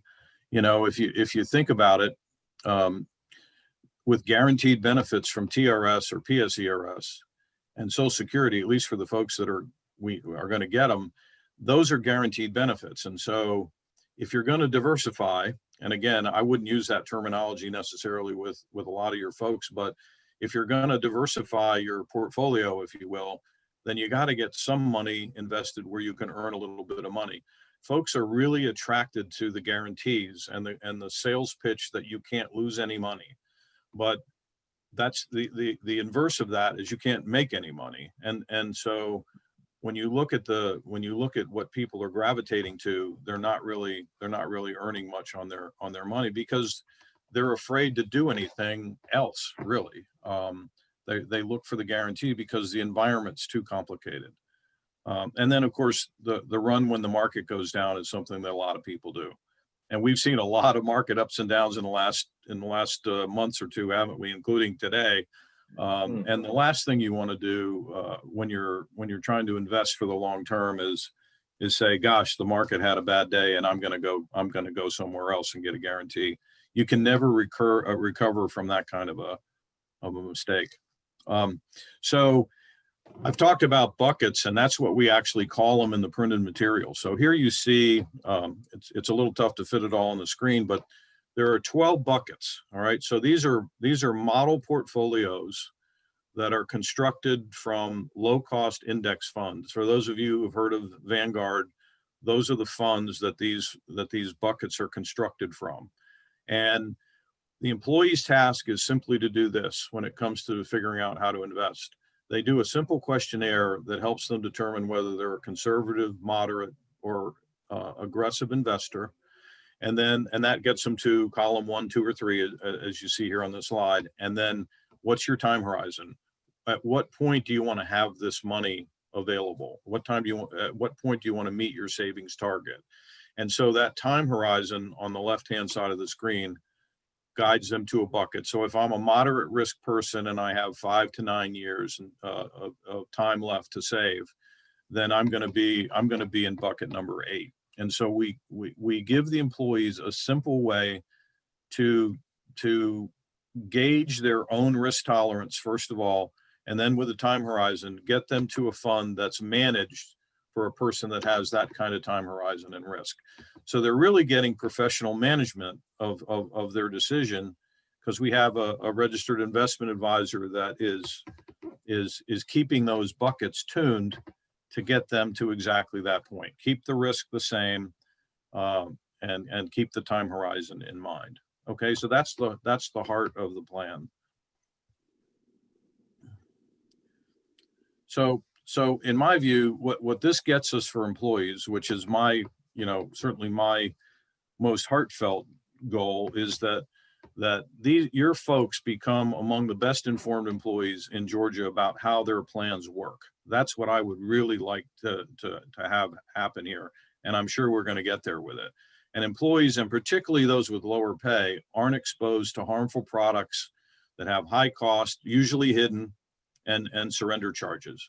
The costs are usually hidden so well that if you ask the employee what the cost is of his investment, he'll tell you that it's nothing, that there's no cost to it. And it's just because it's hidden. And then the surrender charges are on some of these products in place are quite onerous. And again, many of the stories I heard in the bus shop came from this issue. I mean, it's so tough for people with that earnings level to be able to afford to save. And we have to keep in mind that they will face things in their life that will force them to take that money out, even though it's not the best thing to do. If the roof leaks or the transmission goes, those people can't take their credit card and put $3,000 or $4,000 on it to pay the bill. So where do they go for the money? And the answer is they have to go to this plan. And if they take their money out and have to pay a 14% surrender charge, it's just I mean, I can hardly talk about it, to be honest with you. It's so bad.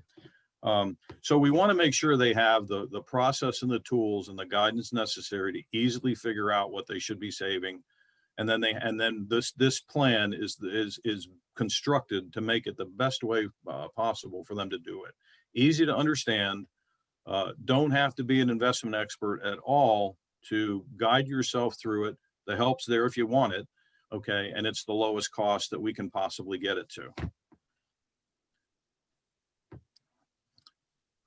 And for the school system, I think it helps us close that employee relations divide that I talked about earlier. It streamlines the administration and eliminates some cost. The lowest plan cost benefits everybody. All right, we get your compliance element assured in the design, and so you have a well-prepared, appreciative employee population compared to that bus driver or school nutrition person that shows up and says, I'm going to retire next year. How much am I going to get? And they leave in tears because they realize they can't even think about retiring yet, because the money just isn't going to be there for them to do it. We want to eliminate those scenarios. I promise you, your benefits people don't like delivering those messages. And then hopefully we get better employee retention and a powerful recruiting tool, as I talked about earlier. And I think we get all those results out of a plan like this. So a whole lot more to it, isn't there, than the idea of giving some people some investment choices. So where we are now, these were one-time goals, but at this point, we've got all these things pretty well checked off. We obviously came up with a plan design that we designed together. We developed after we designed the plan, we developed a request for information where we went out to 7 qualified potential partners to be our administrative partner. So again, not their product, just the administrator of our plan.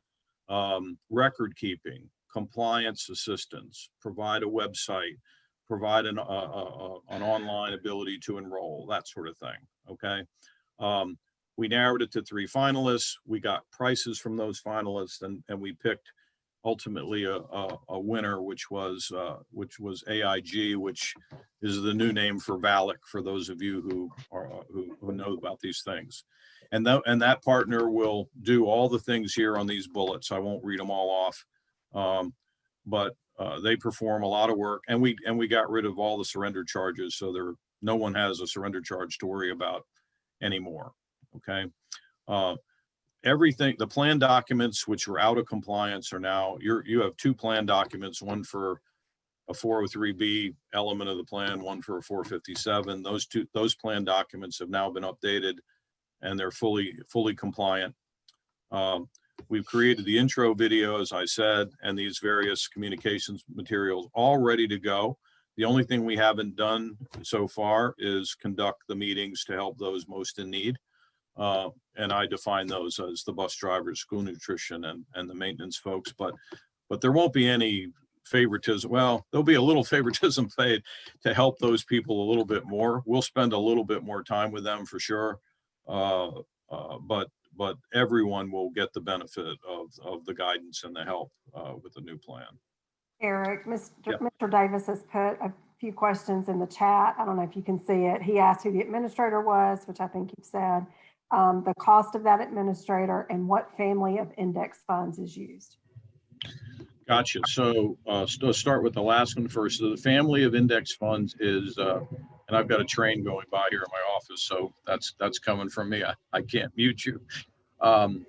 So the family of index fund is Vanguard, and they're best known for their index funds. The expense ratios on those funds ranges from 4 basis points to 12. I don't know that you had any in your array that were below 100 before. And then as far as the administrator goes, that's a separate expense question.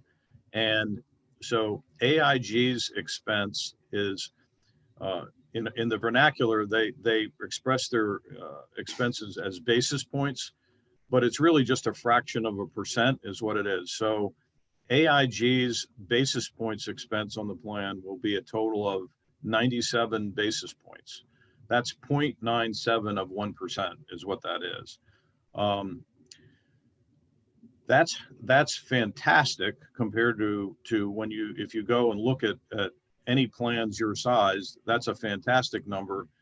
It still strikes me as high because I'm a miserly sort, and I'm in there punching away trying to get you the lowest numbers. The reason that the percentage is so high is that the assets in the plan are so low. So many of your assets are locked up in a couple different annuity products, and we have to be careful. We have to counsel employees probably not to move out of those annuity products because of those surrender charges I mentioned earlier. So even though those assets are sort of in the Clarke plan, if you will, they're really not. They're really at the control of individual employees. And those employees, we have to advise them not to move that money, because if we do, they would all suffer those charges. So here you are a large employer, but you, at best, we probably start off with about $4 million in assets in this plan. So think of almost 1% of 4 million in assets, and all of a sudden it's not a very high expense number at all. But that number will only come down from here. I mean, as those assets grow, we'll negotiate down. The insurance, the AIG is going to have to catch up for a while, but within several years, you'll have a lot of money in this plan, and we can start to negotiate that fee down. So I hope that answers did I get all those questions, Lynn? I think I did. Yes. Can I have a follow-up? Sure, absolutely. Okay.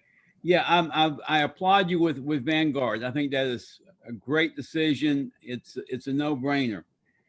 You know, with the management fees of 0.97, and I know you've negotiated this very hard, very strenuously, but I've got a heck of a lot less than $4 million invested with Vanguard, and they're managing my funds at 0.33.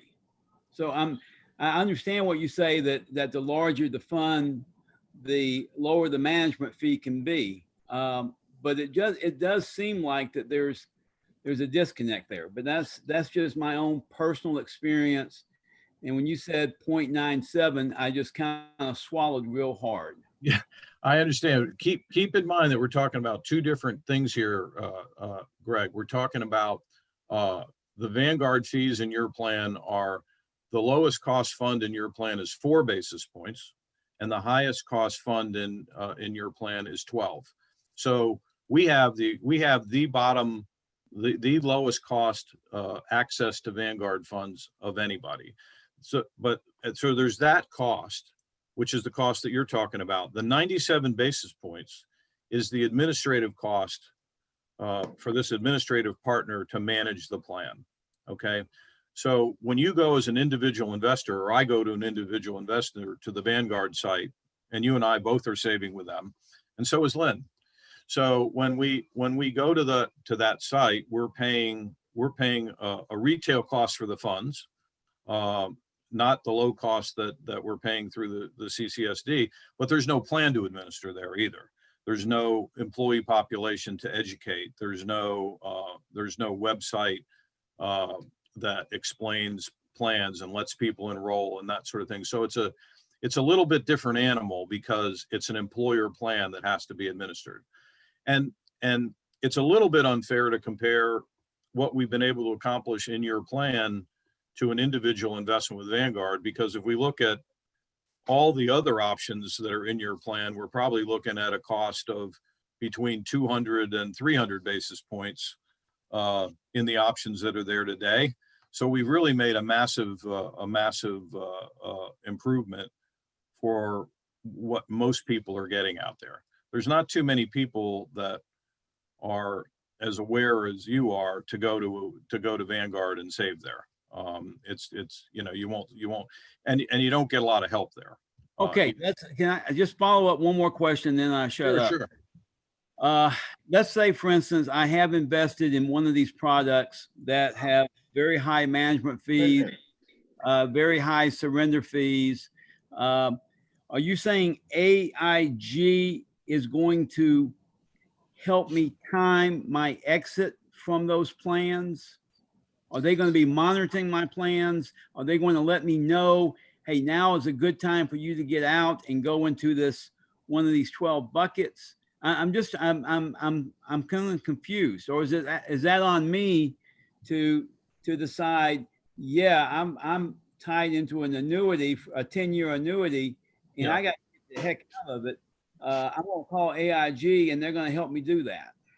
Here, well, it's kind of in between. I mean, here's how it would work. I mean, if you're an annuity now, then what we would say to you is, look, if you're an annuity, then you probably have a surrender charge. There's no need for you to move the money out of there today. All right. That's the key thing. If you move it, that's when you get hurt. And there's no requirement for anybody to move a nickel out of that plan. So the AIG person or me right here right now will tell you go to the person that represents that product, okay, and ask them, hey, if I wanted to move my money out, what are my surrender charges? And let them tell you. I mean, they're the ones who are going to know exactly what that charge is. And once you know it, you don't really need anybody to monitor it, because what you're going to find is that I know at least one of the products, probably the most with the worst surrender charges, they start at 14% in the first year, and they go down basically 1% a year. So you ask that question of your current provider, if it happens to be that one, and they're going to tell you that.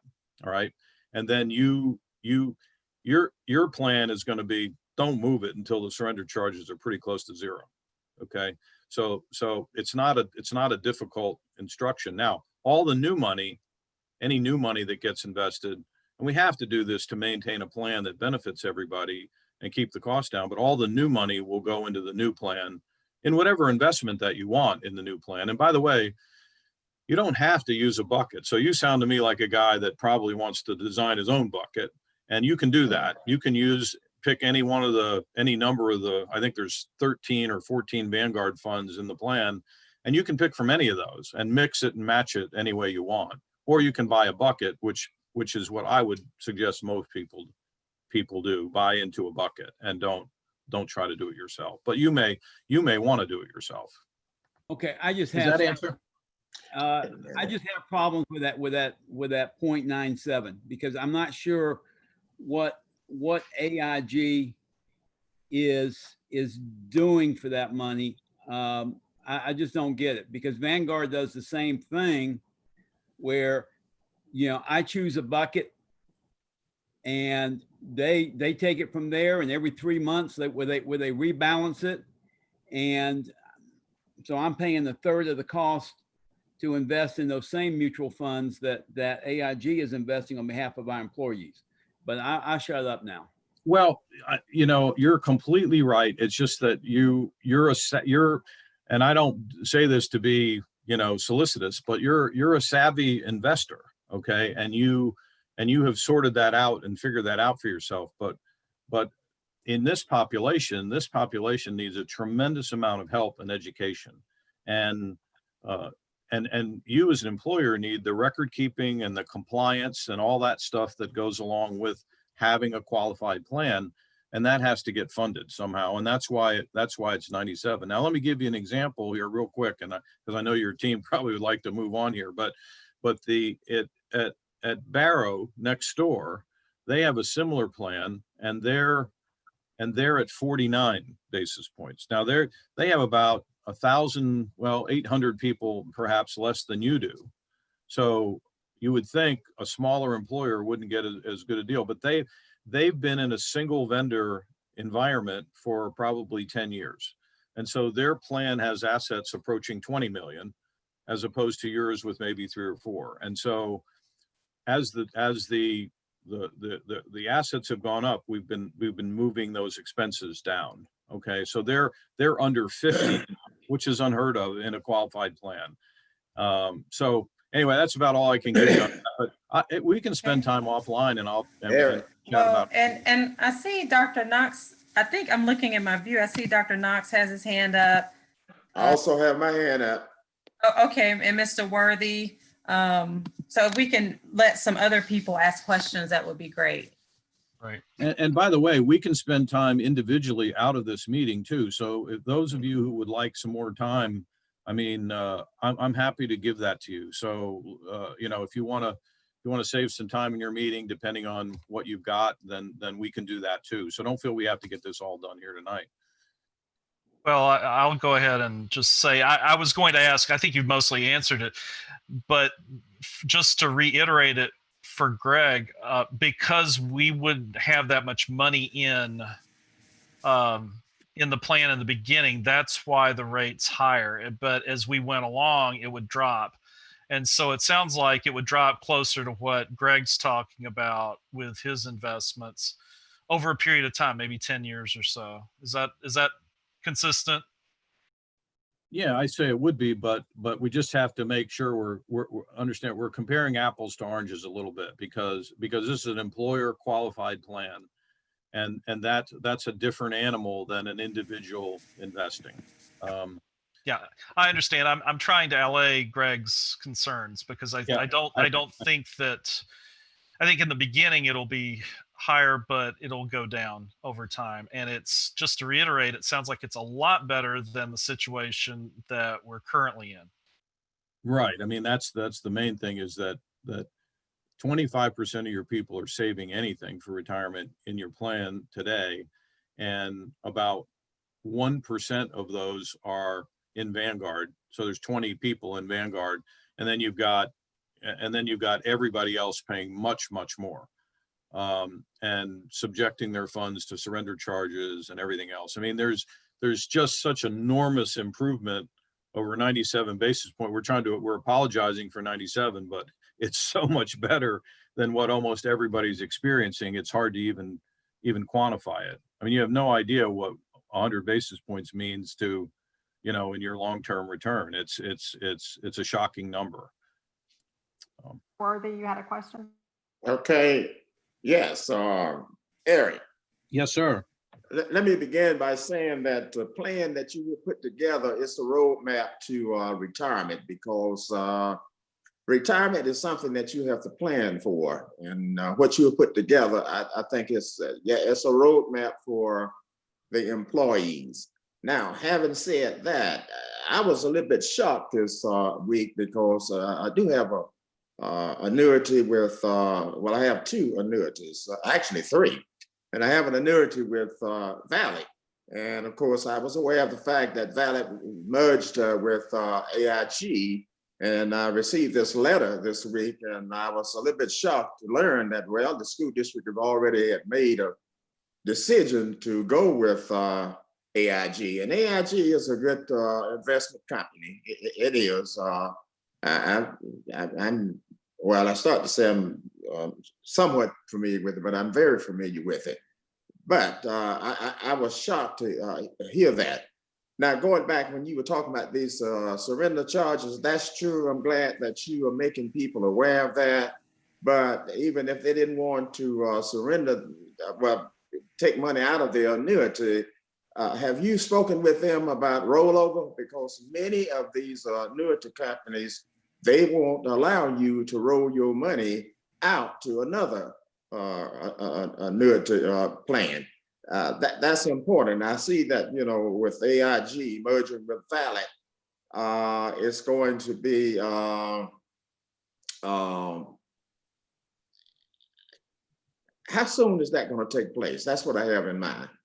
Well, I'm not sure I'm totally tracking with you, but let me say a couple of things, and then you tell me whether I got it or not. But I think in the probably you'll find in the VALIC annuity that you have that there may not be any surrender charges at all, number one, in that annuity, and they may also let you. Did you say they will let you roll over, or they won't? I think they will. No, VALIC would not allow you to do that. Now, merging with AIG, maybe that has changed. I don't know, because all of that was not in this letter that I received this week. Well, the best person to ask in that situation is we've got, whatever VALIC or AIG advisor that you're talking to now will be able to give you all the details of that and tell you exactly what you can and can't do. I mean, what we're trying to do in the general education is just warn people not to move their money. There's no requirement for them to, and we're cautioning them not to do it until they check with their individual, their individual advisor with whatever company they're with. I think that's the best guidance for people, Mr. Worthy, because we can't interpret the details of every one of these products that are in your midst, and the people they're going to talk to are salespeople, so they're going to be trying to hang on to the money. And I think that's actually in the best interest of the employee. Let the salesperson or the advisor tell them what they can and can't do, and then they can always come back. They can always come back to us, to the school system, and say, "Hey, this is what they're telling me. What should I do?" And we'll tell them what to do. I mean, everything that goes on in here has to be in the employee's best interest. And as we've kept that at the top of the goals every single step of the way.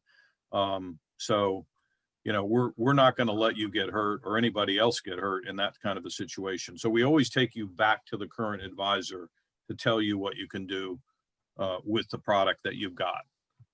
Well, I'm happy to hear you mention that because I know quite a few of the Clarke County School District employees. They have invested money with valued teachers. One last question here with 403B, because I'm a big supporter of that. I invested in that over 25 years. Now, having said that, are you aware of any federal legislation that have changed with the 403B plan? There's been a gradual change in those plans for years, and the latest one is on plan documentation and getting those plan documents up to date. I mentioned that earlier.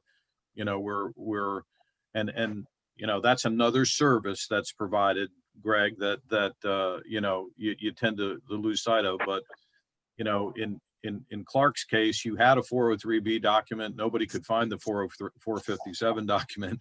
So they clearly were out of date. So what we now have is 2 plan documents that are updated. We've been reviewing those back and forth with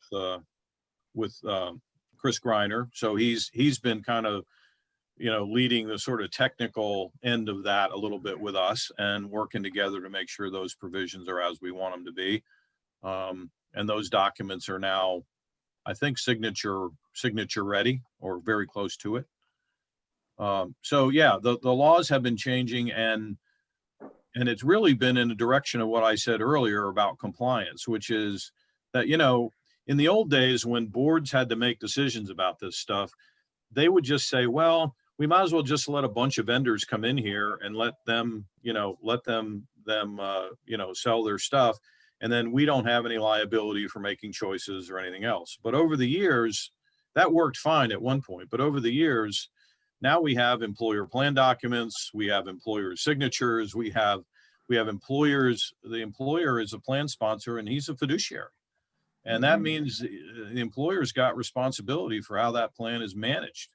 And it puts a lot more onus on the employer now. And it's one of the reasons that we paid so much attention to that in this whole project, is that, you know, you're kind of out there where you are right now. And you know, while the law wouldn't say that what we're doing today is wrong, when we look at the suits where the participants sued the 401k provider, their employer, or where the colleges and universities did, I mean, Duke, Emory, to name 2, you know, that have been sued by their participants, and the participants, quote unquote, win.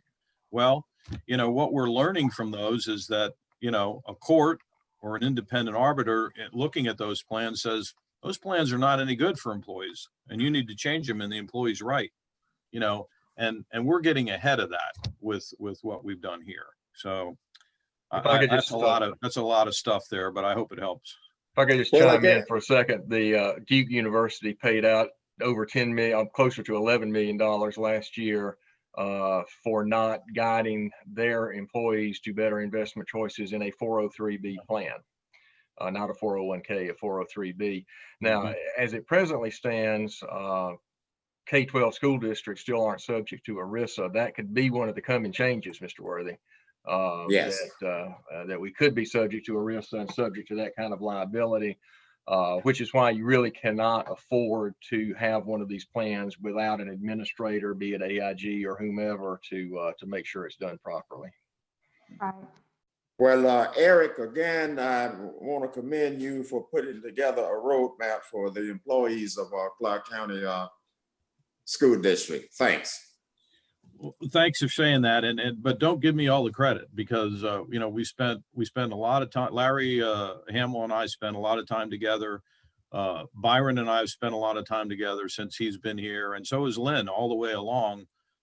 You know, watching out, you know, making sure we're paying attention to those employee issues, and so it was a team effort. I have a lot of experience to bring to the table, but at the end of the day, if the folks on your team aren't in there helping and punching, then we never really get to the right goals. And I think in this case, we have something we can really be proud of. Well, thanks, Lynn. Thanks, Byron. And thanks, I want to say thanks to Larry. Larry's in Forsyth County now. Eric is very kind. It was definitely 80% Eric and 20% the rest of us. So all of this was to try to bring some comfort about you guys voting on, I think it's item 13.3. Are there any other questions you have about that? Do we feel comfortable in proceeding now? Hey, Lynn, do we need Eric just to kind of basically, I mean, I know we're not at that action item yet, but just what that resolution really just sets up the authorization for people to act on behalf of the plan. I don't know if I don't know if Eric's going to stay on the call when we get to that action item. He may, any comments? No, I wouldn't ask him to stay that late. Eric, do you have any, like a quick little summary of why we're doing item 13.3, which is? Eric, that's just that resolution authorizing the individuals to act on behalf of the plan. That's what that is. Yeah, that's your internal protocol for who has authority and that sort of thing. And, I mean, we've kind of, because it's our plan and not AIG's plan, it wasn't really that critical that we get those AIG documents signed beforehand. I mean, we've already put the video out and all that, and people have heard about it, but those documents, we've got a number of documents to sign: a service agreement, the plan documents themselves, and so forth, that we still need to take care of. But we've got some time to do that, and I think we're about ready to execute them when you are. Okay. Yeah, and I think this one just required a board resolution. That's why it's there for approval. It's got to be, fully authorizing a board meeting, and then it'll be, of course, if approved, and Dr. Thomas will sign off on it. So that's what. Yeah. Gotcha. Okay. Well, we probably need to move forward. Ms. Duke, were there any other questions or any other points that we See anyone else to ask raise their hand or anything? I would just like to thank Eric for coming and giving this explanation. He is really good at explaining this down to a level that I can understand. I'm happy to do it. Okay. All right. Moving forward, we are. Good night, everybody. Thank you. Good night, Eric. Okay. Oh, we're still in the superintendent's report. Dr. Thomas is there. Dr. Gant, I have nothing else. The other 3 items that I have will come under other items that came off of consent. And I have those individuals available to answer any additional questions that you all might have as you approach those. Okay. All right. Thank you. We'll move forward then with our policy. And if you all remember, we discussed these and had the opportunity to ask many questions. So hopefully this area we can move through. But Dr. Yeager, I'm going to turn it over to you, Dr. Myers. So I have a question. Is it possible for me to run through the 15 policies that we talked about last week and vote them all up as one? Or do we have to vote each one individually? I would love for you to do it that way. Sort of like a consent. I'm gonna defer to Mr. Pruitt and probably Mr. Worthy on parliamentarian. I would think so, as long as the motion is made for those. But yes, absolutely. You can go through if anyone, after you've gone through them, if anyone wants to vote on any of them separately, they just need to let Dr. Gant know. Otherwise, just ask for a motion to approve all. Yes, because see, Dr. Yeager navigated through all of those last week. We don't need to plow through the same ground. And they've been on the board docs for us to read them. And I know exactly what's there. I second Mr. Worthy. Yeah, I put that in form of a motion. Okay, so you're Mr. Worthy. Do I hear you saying you have a motion to? Let me read my thing. You have a motion to move these policies out for our 4 weeks, our public 4 weeks, all of these. Absolutely. I move Okay. that we move these 15 Yeah, policies there are out for 15 4 weeks policies. review. Okay, and there's a second with Mr. Davis. Are there any questions or any, as Mr. Pruitt mentioned, does anyone feel like we need to? I have 14 pages of notes here I could read, but I. All right, I don't see any hands. All right. Okay, so we want to vote or? Yeah, is there anything else left to say, Dr. Yeager, or like that has come to your attention since last week, or Dr. Myers? I don't believe we've had Take any a vote. comment. These are going up for comments. So the only thing I would say is if there are people listening to this meeting who are interested in how we are updating and revising staff policies. So all 15 of these are related to staff policies, and some of them are very out of date and easy to rescind. Some of them have been modified slightly in ways that we hope are clearer and more supportive of our staff. So I would encourage staff members who are interested to please review these over the next 4 weeks and let us know if there are any problems.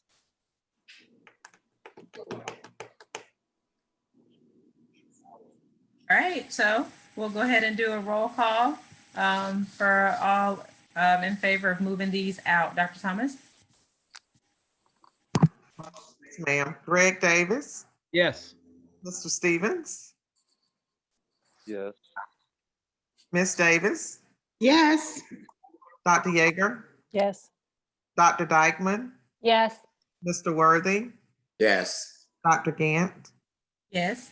Dr. Knox, Yes. Dr. Maddox. Yes. Thank you. Great. All right, Dr. Yeager? So moving forward to item number 10, we have 7 policies that have been up for review, public comment. Last I heard we had no public comment, but I'll check in once again with Dawn to see if we have had any public comment on these 7 items. We haven't had no public comment, Dr. Yeager. Okay, and just a reminder, we went through these last week. They have to do, the 3J policies have to do with exchange students and international students and non-citizens. There is a revision of the emergency closing to include things like public safety and things like COVID. And then there's some timing and definitions in the personnel in the 2G policy. So again, I would move or suggest maybe someone move that we just move all of these. Or no, do we have to go through them individually? Because these are actually getting. Yeah, you can Well, do these Dr. all Yeager, together just like you did the others. Okay. Yes. Okay, great. I move that we adopt these policies. I second. Okay. Ready for roll call, Dr. Gant? Muted. Sorry about that. Yeah, I don't see any questions. So yes, we're ready for the roll call. Mr. Davis, Yes. Mr. Stevens, Yes. Ms. Davis, Yes. Dr. Yeager, Yes.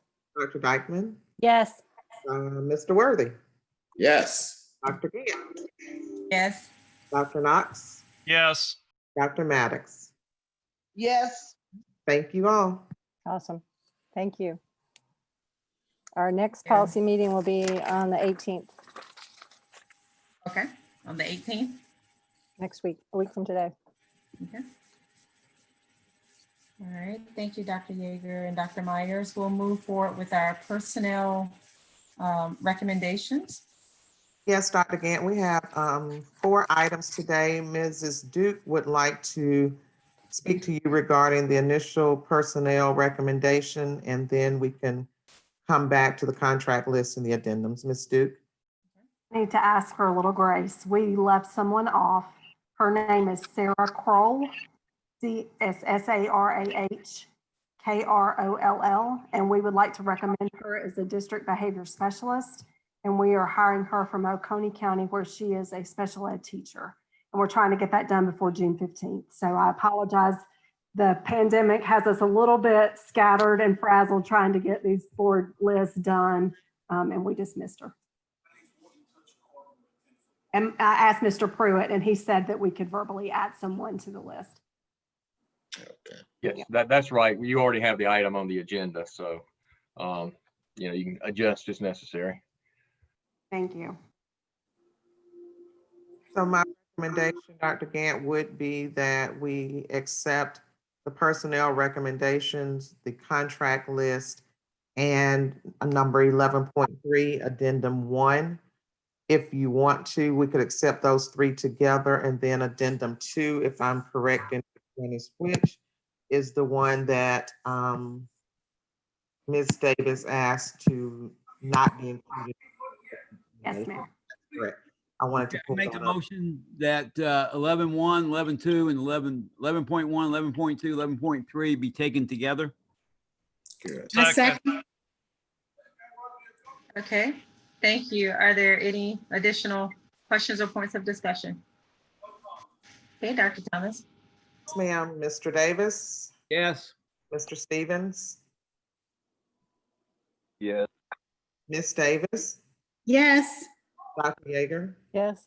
Dr. Dykeman, Yes. Mr. Worthy, Yes. Dr. Gant, Yes. Dr. Nada, I'm sorry, Dr. Knox, I combined you, Dr. Knox, Yes. and Dr. Maddox. Yes. Thank you. Now I would ask that the next item is addendum number 2 to personnel, if that can be approved. So moved. Second. Any questions or discussion? And just to clarify, that is Oh, with the go ahead. additional name that Ms. Duke mentioned, correct? No, the one with Ms. Duke was, went earlier, Attorney. Oh, it Pruitt. went earlier. I'm sorry. Okay. This is the one with Ms. Davis's family member voting on it by itself, so Mrs. Davis doesn't have to vote. Okay. Thank you. Dr. Thomas? Okay, Mr. Davis, Yes. Mr. Stevens, Yes. Ms. Davis, Abstain. Dr. Yeager, Yes. Dr. Dykeman, Yes. Mr. Worthy, Yes. Dr. Gant, Yes. Knox, Yes. Dr. Maddox. Yes. Thank you. Thank you, Dr. Thomas. Okay, we'll move forward to our consent items, all under number 12 that we've had an opportunity to look at, to read, to ask questions about, and to pull things off, which are later in the agenda.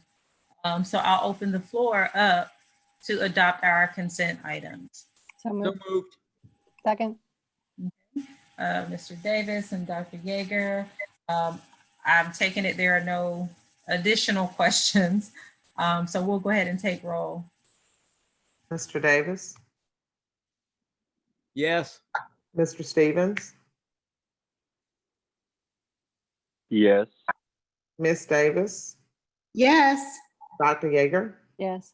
Dr. Dykeman, Yes. Mr. Worthy, Yes. Dr. Gant, Yes. Dr. Knox, Yes. Dr. Maddox. Yes. Thank you. Okay. Thank you. Moving forward with our other action items. 13.1, the action to approve our paper demonstration MOU. Is there a motion there? Dr. Gant, we did provide that written information that hopefully answered your questions, but if there are additional questions, we do have Ms. Heidi Hill available.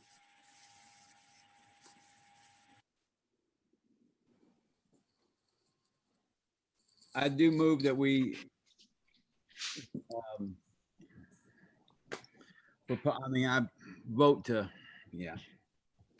I propose. Mr. Davis, was that a motion? Yes, it was, just very poorly worded. Okay, that's okay. Is there a second? Second. Second. Okay. Any follow-up questions or discussion? I did have a couple of questions, and I'm sorry I didn't get a chance to write them. On the CABR, can we have an idea, and it doesn't have to be tonight or anything, but at some point, could we have a follow-up to tell us how many students are being served by this budget? Yes, ma'am. I'm actually prepared to provide that this evening if you would like it right now. That would delight me. Okay. And so what I've done is try to synthesize the report that you received either yesterday or earlier this morning that was provided by the Center for Autism and Behavior Research, as well as the information contained in the board docs. And so to address the questions that were asked last week. The first piece is that well, specific to your question, Ms. Davis, to answer that question, 9 students currently receive services in this classroom. And with your permission, I would like to include some progress updates and specific to the number of students. Specific to that, all 9 students are transitioning to their respective home schools for this coming fall for kindergarten. And this is specific to the pre-K classroom. So this partnership speaks to 2 different classrooms. It speaks to a pre-K classroom as well as a kindergarten through 2nd grade classroom. So for the pre-K classroom specifically, the students who are with us, again, 9 students, all 9 are I shouldn't say projected, we've actually had the meetings. They will be transitioning to their respective home schools for kindergarten. The greatest success for these students has been in communication, toilet training, and classroom readiness skills. The same group of students, 7 out of 9 of those students were toilet trained by March, and 6 out of 9 of those students began the year with no functional communication skills. And when we ended in March, 5 out of 6 of those students had achieved the ability to communicate with a functional communication system. And so that is something to be celebrated. In the kindergarten through 2nd grade classroom, they served 8 students this past year. One of those students had never attended school before. And so when she enrolled, it was her first school experience, and that student was 7 years old. So out of those 8 students, 5 are transitioning because they have mastered their objectives related to academic and behavior areas. And even another level, 80% of those behaviors have been reduced. So all of these students have such individual plans that to capture that kind of globally is a bit difficult. So hopefully those kind of key bullet points will help point out the success that this program has had and really the impact that it's had on the lives of the students that have received services in those classrooms. So again, individual student targets are unique to them, but each continues to make growth. And while student progress mentioned here, I hope that speaks for itself, but I also want to mention that fiscal responsibility has also been extremely important. And so the services contained in this MOU provides a savings of approximately $54,000 to the district. And where those savings come from is specific to, 1, the direct services being provided in the 2 classrooms. They are totally staffing those 2 classrooms. They are also providing additional support to our 1 classroom at Clarke Middle and our equivalent program at Cedar Shoals that would be equivalent to this level of service, but that we staff. So they're providing support in those classrooms as well. And that support is to the tune of 15 hours per week in each of those respective classrooms. And so if we were to pay for that hourly support with those individuals to support our staff and the needs of those students, as well as the direct instruction to those students in those 2 classrooms, again, it's a cost savings to the districts of approximately $54,000. Did that answer your question, Ms. Davis? It absolutely did, but let me make sure I got my numbers right. So we have 9 students that are definitely going into their classrooms next year. We had 8 other students, and 5 of which are matriculating into the regular classrooms is what I heard, right? Yes, ma'am. So then this program served 17 students for this time period? Yes, ma'am. Okay. And then for this coming, let me think of my years. So for the 2021 year, then we are slated to have 13 students in this program, 8 students in the pre-K class and 5 students in the K2 class to begin the year with.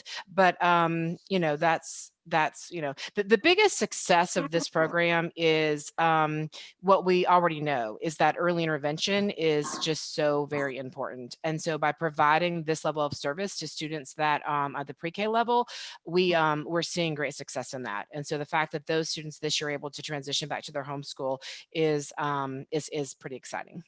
That is, and so now this $356,000 is that, now that's for the MOU. That does not include our costs for our teachers and the classrooms. We don't. Ms. Davis, that includes everything because we do not staff those classrooms. So that includes the cost of staffing the classrooms, as well as the support at Clarke Middle and Cedar Shoals in those 2 classrooms. And then if we were to need an even more intensive level of support, which is the clinic services, that actually includes 20 days of services for a student at the clinic. And sometimes we just need just an opportunity to kind of reset behavior and then bring them back. Again, the overarching success of this, in addition to what I've already mentioned, is the fact that in neighboring districts, these students probably would not be educated in a, I'm going to call it a CCSD brick and mortar school.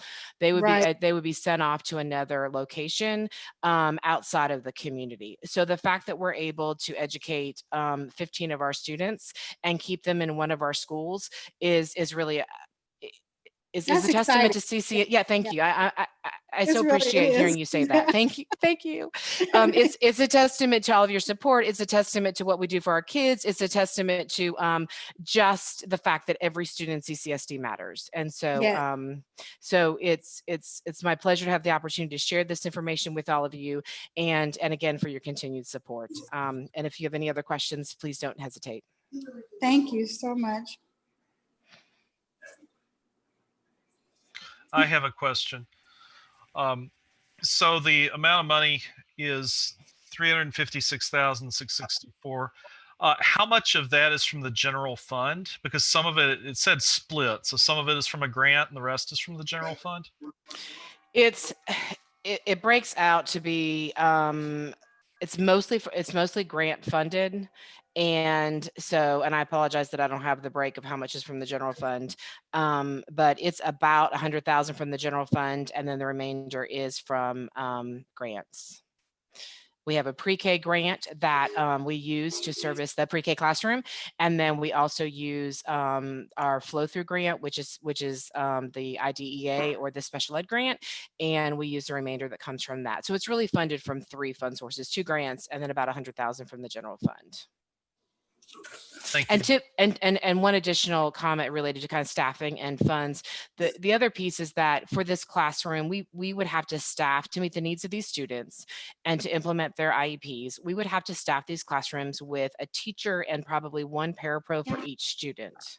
And so when you think about the average salary, and Mr. Chris, I hope I don't ruin this, so don't quote me on that, but if you just ballpark the average salary of $80,000 for a teacher, $37,000 for a parapro, and then do that math, you can see that would, and then times 13 students, you can see that would add up quickly. And so the fact that we're able to staff the appropriate level of support with the level and the caliber of training that those individuals bring to that classroom is a testament to 1, the relationship we have in this partnership, and 2, to the progress that these students are making.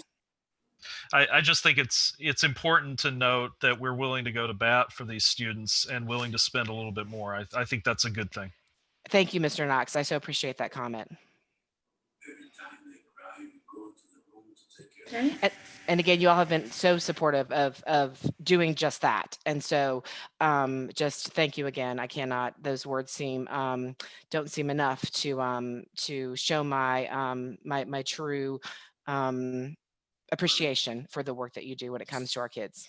I just want to say, Heidi, that next time, you know, when we end this pandemic, you know, going on another tour, I think it was very educational for me. We went to a lot of different classrooms, and so I think more board members would be interested in doing that. Well, it was a highlight of, I guess that was last year, Mr. Davis, but it was definitely one of my highlights from that year. And telling our story and showing the work of not only what our employees do, but of our partnerships to all of you. I would be honored to do that again.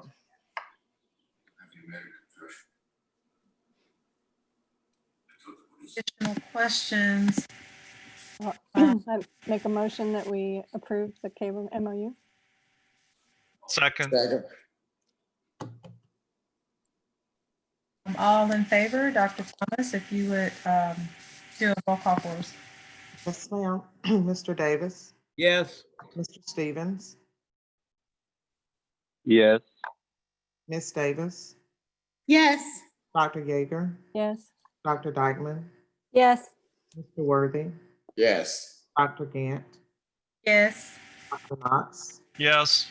Dr. Maddox. Yes. Thank you. We'll move forward with the item 13.2, which is our copier contract extension.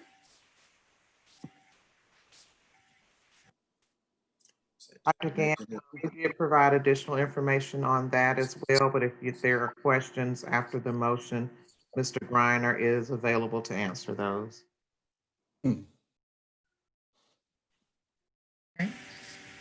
Is there a motion? Yes, I move that we approve the contract on the copy machines. Second. Any additional questions? So I thought that we had a question last week, and did you say that that's already been answered someplace? Sent out earlier this week. I missed Yeah. it. I'm sorry. Okay. But if you have a question, Mr. Davis, I mean, Ms. Davis, I'm sorry, go right ahead. I'll be glad to try to. I think my question was about what the length of the contract and the bidding it out again because of Yes, how ma'am. long it's been that way. Yeah. Yeah, and we basically, Ms. Jackson in the document that was sent out, put together, I think we initially did a 5-year contract with Milner. They've been a very good partner with us. We've since done extensions of that. This would be a 4-year extension, and trust me, Ms. Jackson has done a lot of diligence on this. A lot of hard work went into it. It basically, out of this, we're getting a little bit lower cost per copy. We get 3 months with no lease payments. And then the lease payment goes up slightly, but the biggest thing we're getting out of is a new software called PaperCut. We had our bookkeepers vet that along with Ms. Jimenez on our internal auditor. Basically, this allows us to do a lot more where if you're off site, you can actually print something, you can enter a code that gets the billing process through PaperCut is so much easier. It would get billed back to the school. It would just be our bookkeepers were blown away with it. So it's been one of the biggest issues we had has been that software. So they've corrected that situation or upgraded it. We're also getting 50% of our machines replaced over this 4-year contract. In addition, we're also getting additional machines at no additional cost as well, above what our original contract called for. I think that is actually 10 machines we're getting at no additional cost as part of this lease agreement too. I think the biggest thing is we've gotten great customer service. Really, the only complaint we've had is that software, and they're upgrading us to the PaperCut software, and everybody seems to be real pleased with that. It went through a vetting process. Like I said, with our bookkeepers who all signed off on it. Thank you so much. Again, I just know that technology changes so rapidly. I didn't know if we had some great breakthrough where, whatever we were using is just obsolete and it might be better to try something else. That was my concern, but I'm good. And I will say this about Milner. Milner, throughout this process, the gentleman we've been dealing with, I think Ms. Jackson has a good, if we have issues, we address them during the length of the contract, and they've been really quick to address those issues. So I totally understand your point, but I think they've been willing to work with us when situations like that arise throughout the contract as well. So. Okay. This is great. Thank you. Yes, ma'am. Thank you. Okay. All right. I think we had a motion and a second. Yes. Okay. Dr. Thomas, if you would take our roll call for us for all in favor. Yes, ma'am. Mr. Davis, Yes. Mr. Stevens, Yes. Ms. Davis, Yes. Dr. Yeager, Yes. Dr. Dykeman, Yes. Mr. Worthy, Yes. Dr. Gant, Yes. Knox, Yes. Dr. Maddox. Yes. Thank you. Thanks. Moving forward with our action to approve the resolution 13.3, authorizing individuals to act on the new 403B and 457 retirement plans. I'm going to open the floor for motion. So moved. Second. Okay. Any additional questions?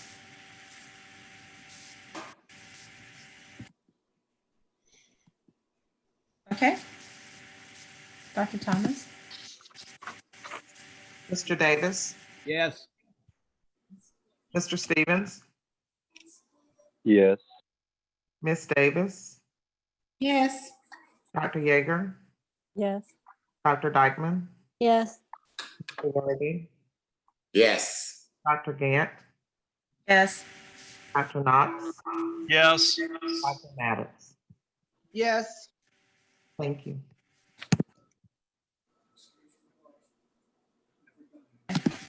Okay.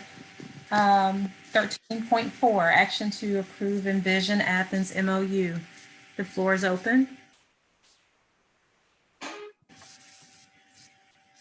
So I moved. move that we approve the Envision Athens MOU. Second. Okay. Any additional questions or points of discussion?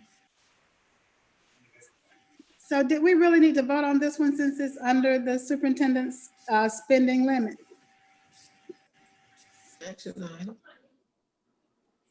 Well, I'm not sure, but I would think that the safest thing would probably be to vote on it. Okay, I'm fine with that. I just was curious.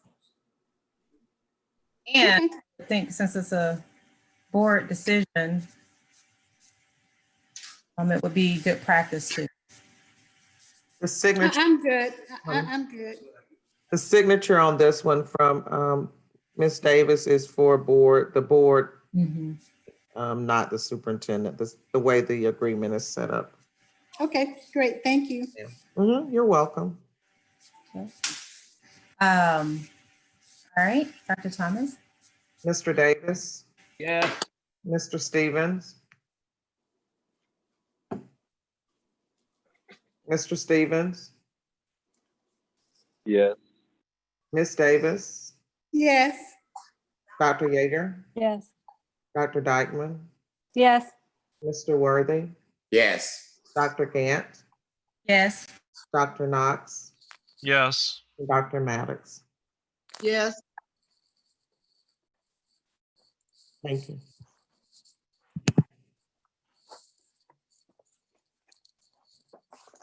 Next, we have our action to approve Classic City transition from school to program.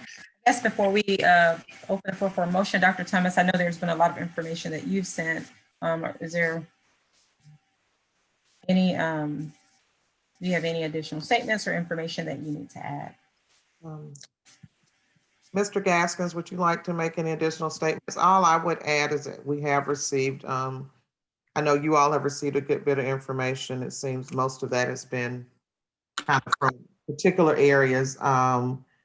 In some of the comments we've received, there has been some acknowledgement that much of what has been requested has been reinstated with it remaining a program in its current location.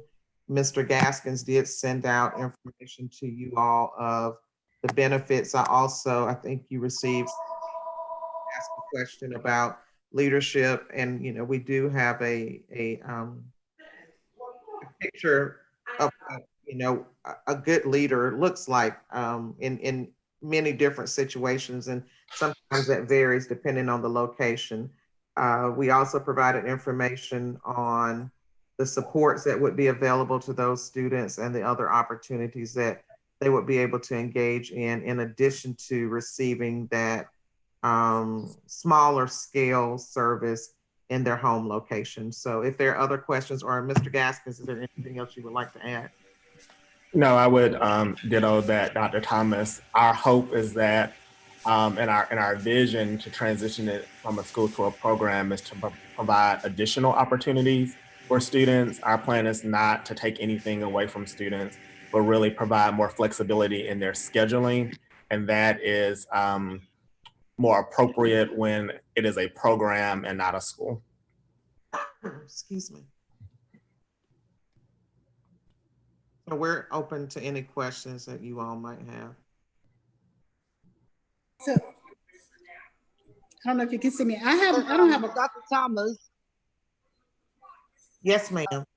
I didn't see the information that I asked you about the students' beginning point and their ending point. I never saw that information. I know it was a lot of information floating around. I don't know. Did you get that, Mr. Gaskins? No, ma'am, I'm not sure. I don't think I received that. Can you ask your question again, Dr. Maddox? I don't know if I have it readily available, but I can try to answer it. The last two times I had asked that to see, you know, where the students who were in the programs, I wanted to see the data on where they were when they started the program and where they were at the end of the program in terms of completion rate and also discipline as well. And I know that Dr. Thomas has stated that it was in the previous information that you had shared on a bigger scale, but that with the district as a whole. But she had said that she would have you to pull it out along with other information that was going to be presented. So we did, in the executive summary, the discipline information was included in the appendix. So in that student, and I can't remember what page it's on, but towards the last couple of pages, it does show historical data of OSS and in-school suspension data. So that information was included. And I think the other information that I can provide that I'm sorry that I did not provide in the report is the number of students that graduate each year. I think that would be also helpful information. I can try to provide that information as well. So we usually have about 15 to 18 students that graduate from Classic City each year. That is, we have the two ceremonies. So they have about 12 to 15, I think, in December, and then about number in the spring, if I'm correct. Thank you. You're welcome. We apologize for that. So I am the person who cares about history, and I care about recording our history, like the history of education in Clarke County and things that come and go. And so I would like for us to give the school, you know, an appropriate closure in terms of documenting that it existed, how it existed, why it existed, and then the whole thing about its transition to a program. And again, that's simply to create a historical perspective for people who graduated from Classic City High School, so that in their years of looking back, when they search the annals of history and can't find out where their school went, they can actually have some point of reference to say, yes, I did actually go to that school, and this is where it was, and this is what it became. So that would be my only request as we go forward. If this actually passes, then I would want us to begin to create the archive of our history and the decisions that we make that affects people's lives so much. Yes, ma'am. And if the decision is made to transition, we will make sure that Ms. Beth Moore that is a task that she takes on to record that. Thank you so much. If she could work with you on and how the most appropriate way to format and capture the value of that program. Oh, it'd be great, better to talk to the students. We've got one we can recruit. Dr. Knox? Thank you. I care about history, but I also care about the future. I got to talk to several parents and even students, recent alums of this program. And based on what I've read and heard, I think we need to do more of this, not less. I was extremely impressed with what I heard from Classic City, and that's Amen. consistent with what I saw at graduations that I went to as a board member, even when other board members weren't at the graduations. So the executive summary, I think it would be interesting to compare some of the numbers to some of the things that we've seen. But what it says in there that the cost is $21,598 per student. But what we just heard about CABR was that, including the grant money, the cost there is $27,000 per student when you do the math. And so I'm going to say the exact same thing about 13.5 that I said about 13.1. Namely, I think it's great for this district to spend extra money on people that really need it so we can have some big turnarounds. And that's exactly what I've heard from graduates of Classic City, is that they wouldn't have even finished high school. And so we're making a big improvement. So in other words, we're getting bang for the buck. And so I would really have preferred to see a different result than what we're doing here. So I'm not so much in favor of giving it a good send off as just asking the question of why are we closing this as a school? I second that.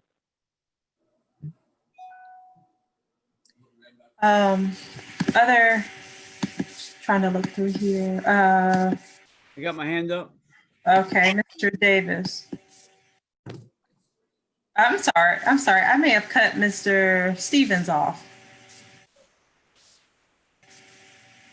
Sounds like I was just seconding what up and not said there. Sorry about that.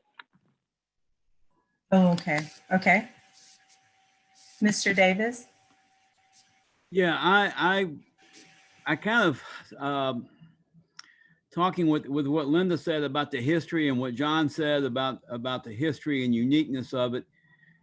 I spent a number of hours talking to former staff members, trying to go back and doing some archaeological work in terms of the history of the school back when it was the Classic City Performance Learning Center.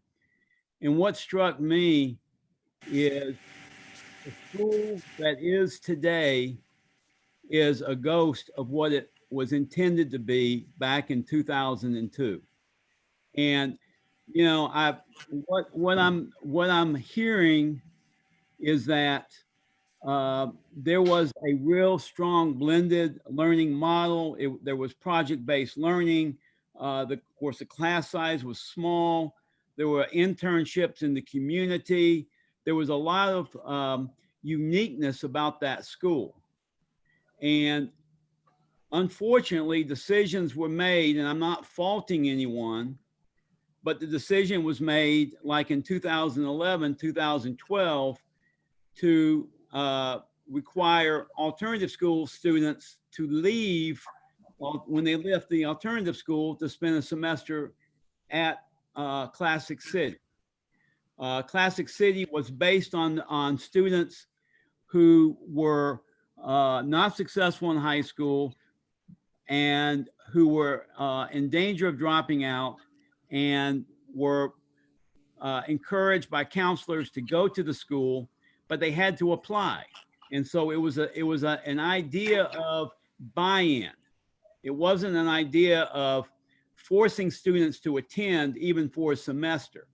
And so that decision, from what I was told by staff, was a serious altering of what the format was.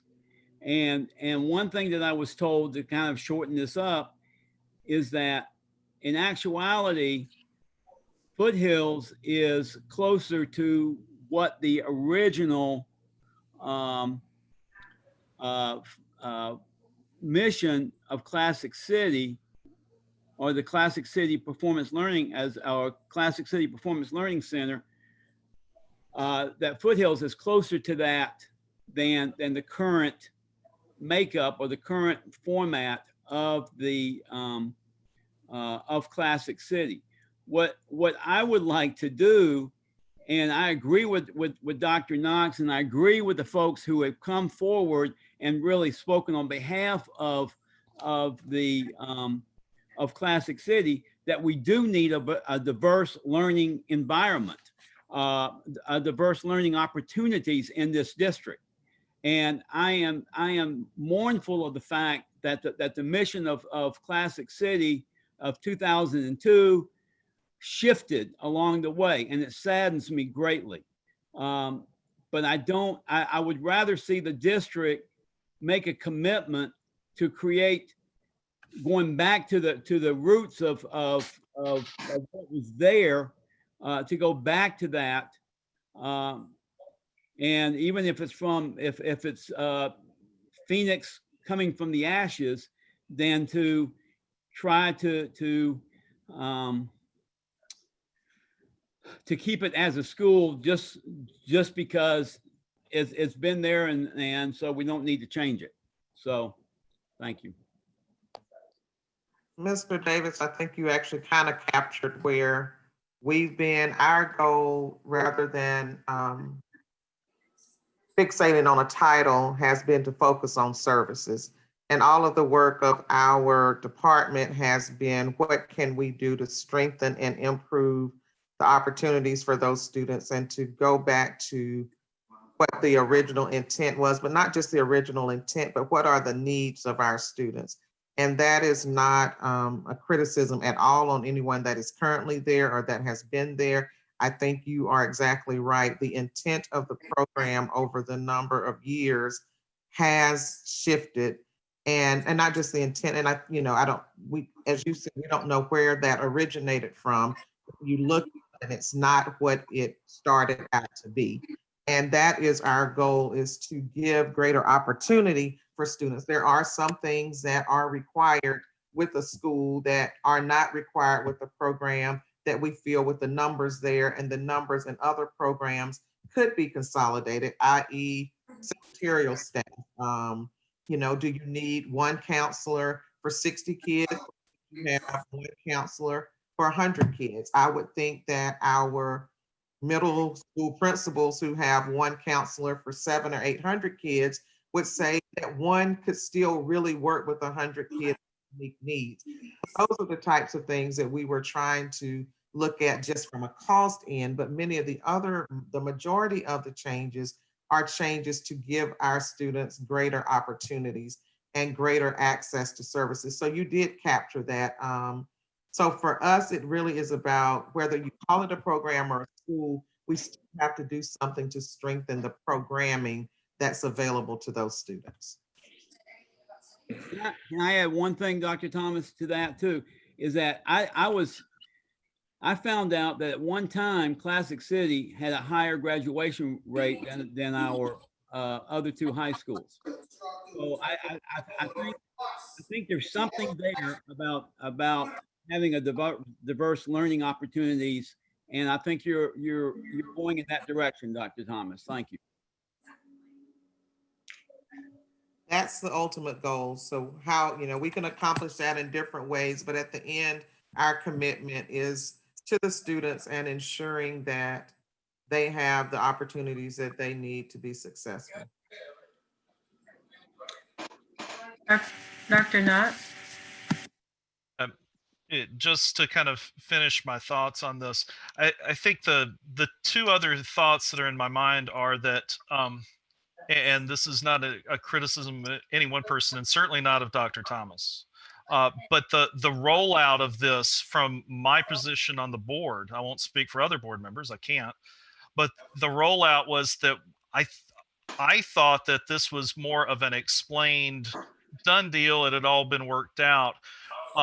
And it didn't turn out to be. And I think we've heard a range of comments, not from any one person, not from anyone necessarily a special interest, but rather a relatively broad-based response that made me have to go back and question some of the initial information that had been provided. And that's something that that's just I hope for future board members, since I won't be on this board much longer, I hope that that doesn't happen, because in the past, I think we have had some situations that appeared to be one thing and then were kind of another, and it leaves the board in a weird position of having thought that things were okay when they weren't. And then my final thought is simply that we have been exhorted by many people locally as well as all the way up to Cognia to focus on student achievement. That's where our focus is supposed to be. And actually what I have heard, and I think it's more than just anecdotal, as Greg just alluded to, certain statistics suggest that for this group of students, the student achievement is really not as bad as the stats show, because we're talking about people that in other situations might not be able to even finish high school. And so even if the numbers don't look great on a standardized test, it's a big bang for the buck. And so I just want to say that I want to, whatever my vote is here tonight, it's for student achievement. I think my hand is up. Oh, okay. Ms. Davis. So again, I really applaud the work that has gone into, especially the LSGTs that have worked diligently to put their position forward. And I don't see where we have I'm looking for a win-win out of this entire situation. And so now I remember when this was first brought to us that there was discussion again, and it was all around the equity equation in terms of making sure that every student was getting access to the services they need, and that pulling out people was not the mode that we were going through. So this falls in line to me, in my way of thinking, with making sure that we brought the out-of-school suspension back in-house. And so we're taking care of that. I think Classic City was another program that no longer matched its original intent. And so bringing that back in-house to the original high schools, I think, again, brings us closer to devoting those resources in our students' home schools to try and meet the needs of all of our children. So I had to step back and look at that in addition to my sense of loss there in terms of a school disappearing. But that to me is the least of our concerns here, but it's a very important piece of our concerns. I think more than anything, to be able to put the students back into their home schools, give them access and exposure to more services, to make them feel more a part of the nuclear high school experience. I think that's an important thing as well. So I'm not sure how we go forward in meeting those needs. I'm looking forward to what Dr. Thomas and her staff will bring to us on that. But I'm looking forward to seeing still greater needs or greater things being met by our students once they are back into the school as a program. Where they physically are doesn't matter that much to me either, but that may be one of the requirements for their success, is that they physically be in a different place. And I'm glad that we'll still have that building to be able to exercise that. So I can support the staff based on the information that I have seen. I can support the need for the original programming for this school or this group of students that have this specific need to be met. I think I would love to see that happen. And I really appreciate what you just shared with us about the counselors and that ratio, because we do have other kids that I think that could thrive in that same environment. And if it's just a matter of them going across the room, across the street to take a class, as opposed to staying in their home schools, and I think that's a great thing too. So I think that we can achieve this, and I look forward to seeing the staff actually implement this change. Thank you. Looking for other hands. Dr. Thomas, I did have a question, like if this transition back to a school or back to a program doesn't happen now, what then would happen? Like, would it be something that the district looks at again in this upcoming year? I'm trying to, in my head, I'm trying to figure out what might be a compromise, for instance, for us to look closer and maybe under, although I don't know when circumstances will ever be back normal.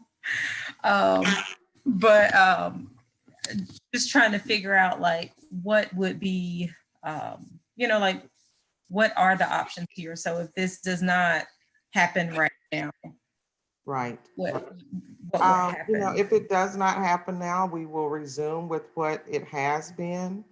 And we will continue to still seek ways to strengthen the services. We've had conversation and dialogue that if there's a decision, not to move it to a program and it's a school, then one of the options, is to then come back and say, we need to really look at budget-wise adding other services there. And I've heard what Dr. Knox said, comparing that to CABR. I don't know if we can or should, because those students, many of them have significant disabilities, and that is a little different to me. But many of the students at Classic City have significant needs, and that's important. I would also argue that many of our students at Clarke Central and Cedar Shoals have significant needs. And those needs manifest themselves differently sometimes. Many of those students who need a smaller environment choose to go to the Career Academy. Maybe that's because they don't have the credit deficiency needs that some of those kids need at Classic City, but they still choose. I hear that regularly from students who are there, that they have chosen to go to the Career Academy because it does provide a smaller learning environment for them. And for many students, it offers less distractions, and those distractions just don't work for them. And so there's an option there.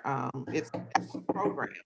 So, we're going to do what we have to do for students, but we would like to improve the opportunity for academic rigor and extension of other services when Mr. Davis, project-based learning, but we don't have AP. There are many things we don't have in a face-to-face setting there for the students at Classic City, that if we want to keep it as a school in the long term, we really need to look at some programs that we're doing online, that those students deserve a face-to-face teacher.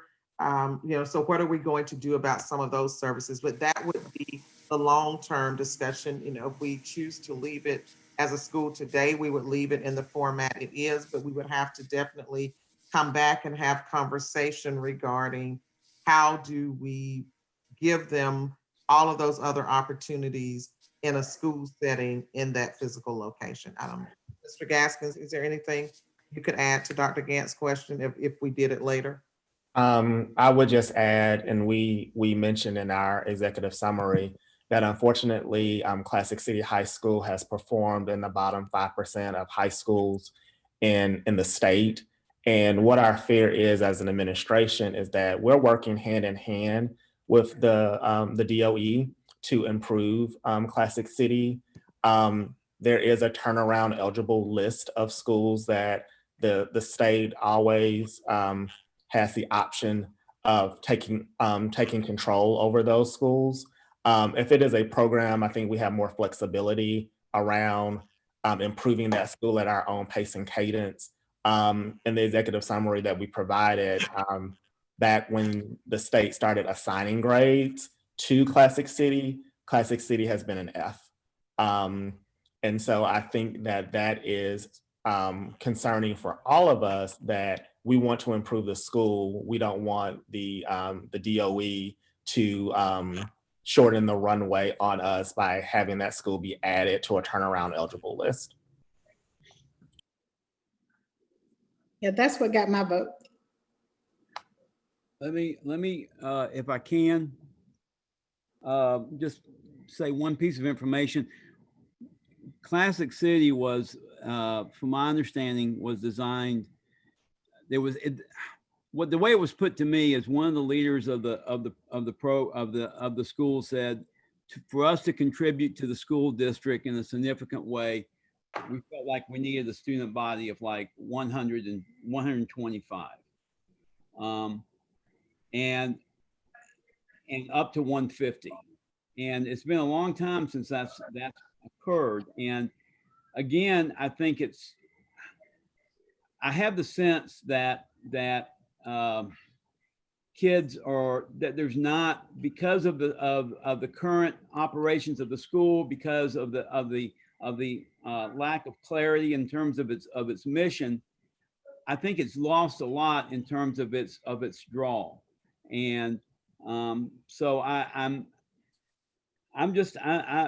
would like to see us be able to resurrect some type of serious alternative form of education for students that are close to dropping out and that are offered a kind of a more unique form of teaching, and hopefully not just pass them on to Foothills. I think there's Foothills has offered so much, but again, we need to have something for our students and not just say, well, it sounds like that Foothills is the place for you. So I may vote in a way that may be different from other board members, but it doesn't mean that I don't support the alternative learning approach towards education. I think that that's why I supported 3DE, because I think it offers a uniqueness for some of our students who opt in that direction. I want to give students choices. I think there's more buy-in. Thank you. Mr. Gaston, what is the time frame from the you mentioned about the turnaround schools, and what is the time frame from where we are now? What's that happening? The state updates us on that list every year. Currently, Classic City is not on that list. We do have 2 schools that are currently on that list. That is Gaines Elementary and Alps Elementary. How they determine school turnaround is they take the average of the school's CCRPI score over 3 years. So if schools improve over time, schools come off the list, which we hope that Gaines and Alps will do. But then when schools come off the list, schools go on the list. Because we're not having a CCRPI score this year, I do not know how they will determine which schools will be turnaround eligible. But part of my job and part of the job of James Barliament is that we always keep a very keen eye on that list, just so we can make school leaders as well as the board aware that we do have schools that are part of those lists. I respect what you all are doing and what you're saying. I guess my thing is, one, it is about the student achievement, and I do believe that students, that there are some students that need a specialized alternative like Classic City. I truly wholeheartedly believe that. And I guess I'm feeling rushed that we're having to do this year without the governance team really being involved, without the communication not really being there. And I just feel that we're just, that's the problem that I have. If we could slow this down and maybe, look at it again at the end of this year and then move towards next year. And like you said, some of the things have to be with putting those programs back in place. Like before, they were able to go to the Career Academy, and then they were not able to go to the Career Academy. So it's also a combination of doing all that, all that we can do to make sure that they have all that they need, whether it's a program or as a school. And that's my main concern, is like doing it right now. I just feel like it just kind of came on us that we're going to switch over to a program. And it's like, I don't feel like that's fair to these students. Okay. And if I could just step in there, I would, and my sentiments, like I said, pretty much fall in line with what Dr. Knox was saying earlier. And I would encourage my colleagues to join me in voting no on this, and remembering that we are representatives, no matter what our personal beliefs are. And our community has highly spoken up against this school being closed. And I've heard a lot of scare tactics there as for what could possibly maybe happen down the line. And I haven't heard a lot of how we can build on and innovate the current model of this school, which is what this community has expressed that it supports. So that's all that I have to say.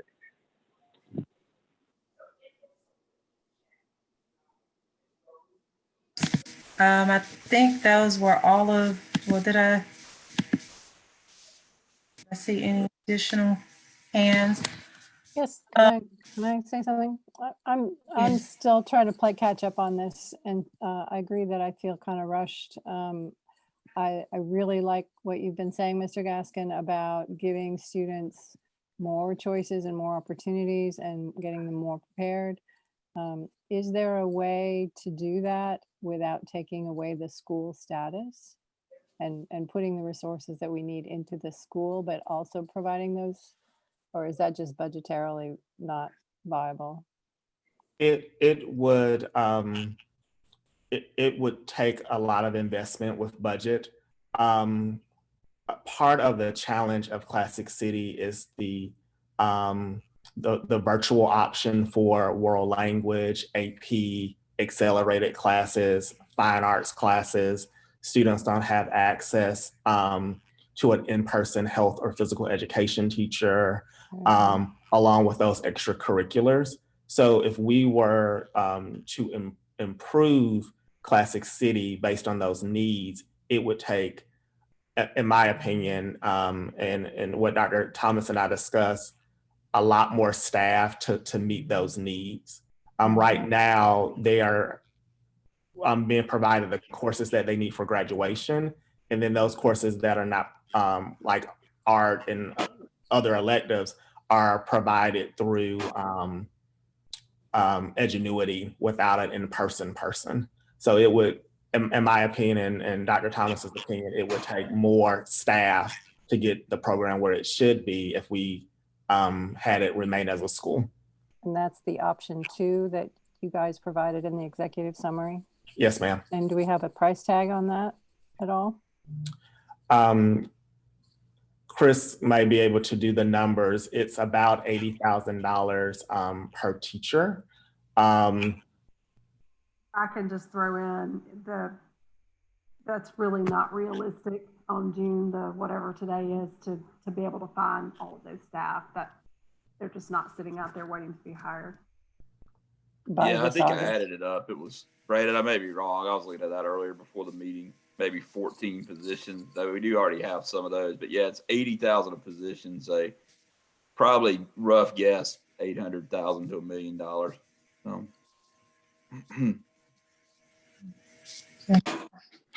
So I think I'm trying to sort of synthesize what I'm hearing, because we still have this item on the floor and need a motion.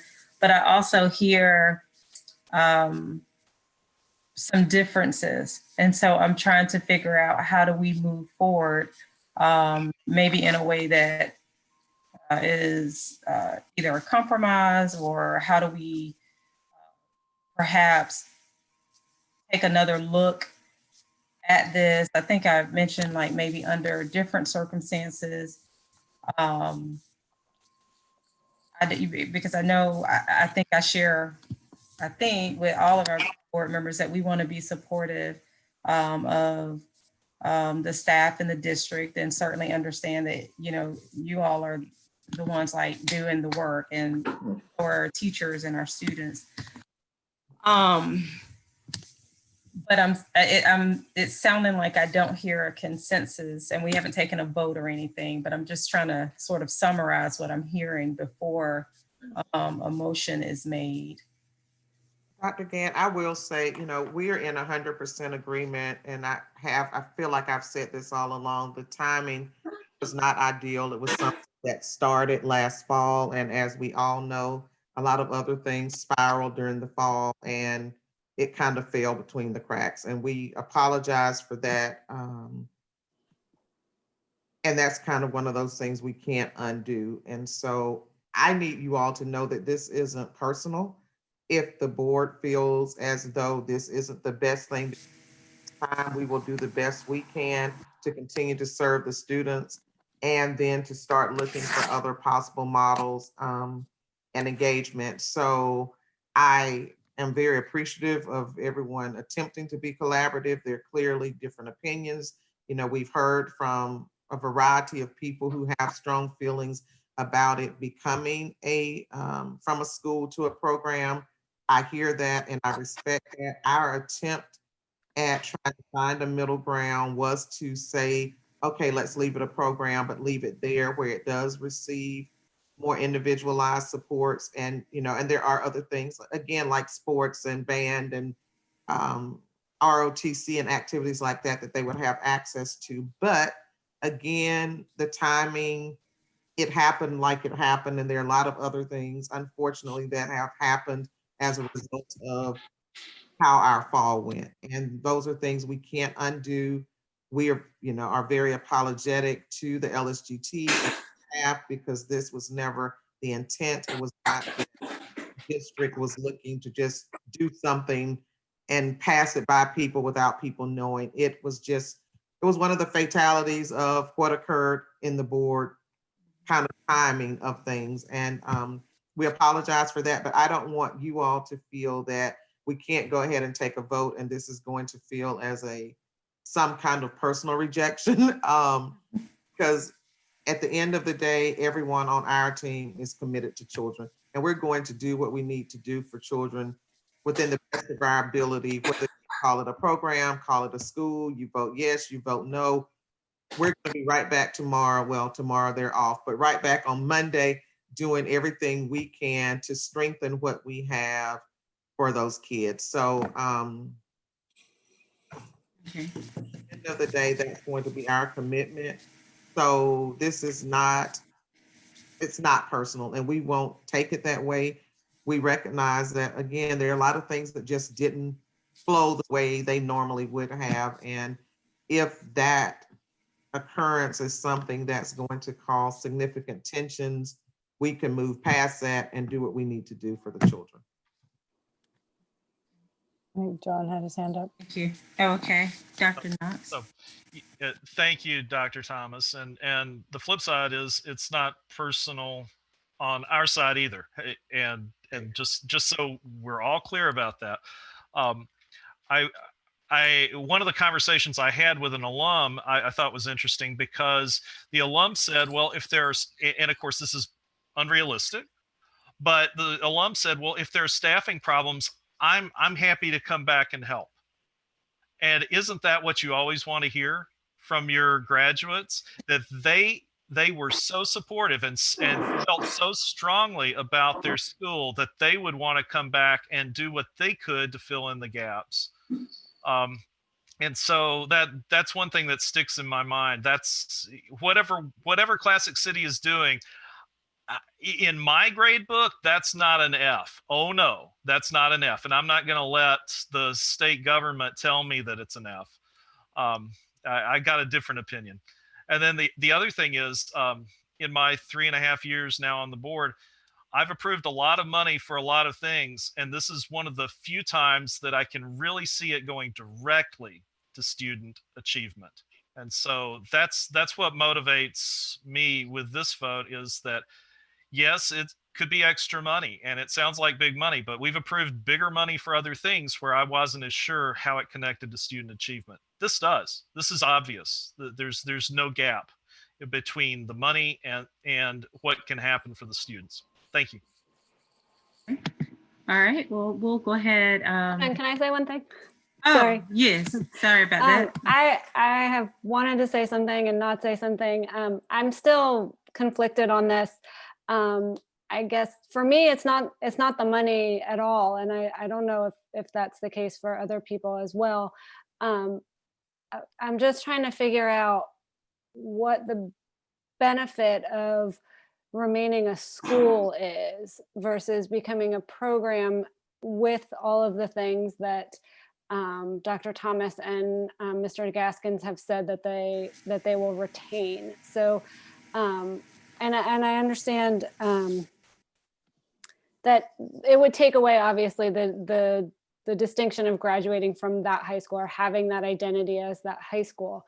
But if it is a program that students from each high school can go to, and it would still be separate, and it would still be housed at H.T. Edwards with still small classes, and provide that atmosphere and that environment for students, but then they'd also be able to go back to their high school for other things.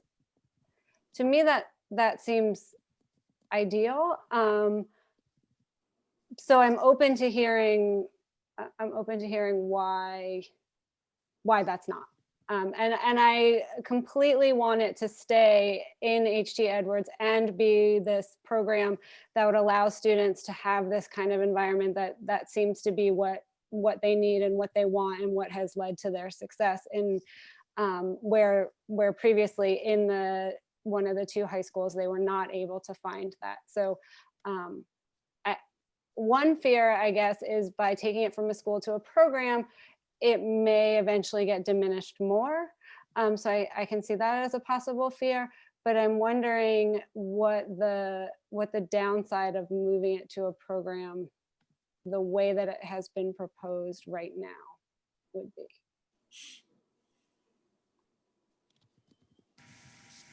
Madam Chair, did you call for a motion?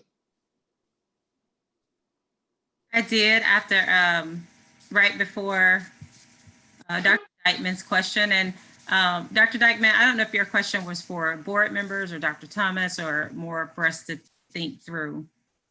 I mean, if somebody has an answer, I'm happy to hear one, or if it's just something to think about. I don't know. The question I've had as well. Okay. And I would just say, I think that question was answered by our LSGTs who have constantly been at the board about this issue.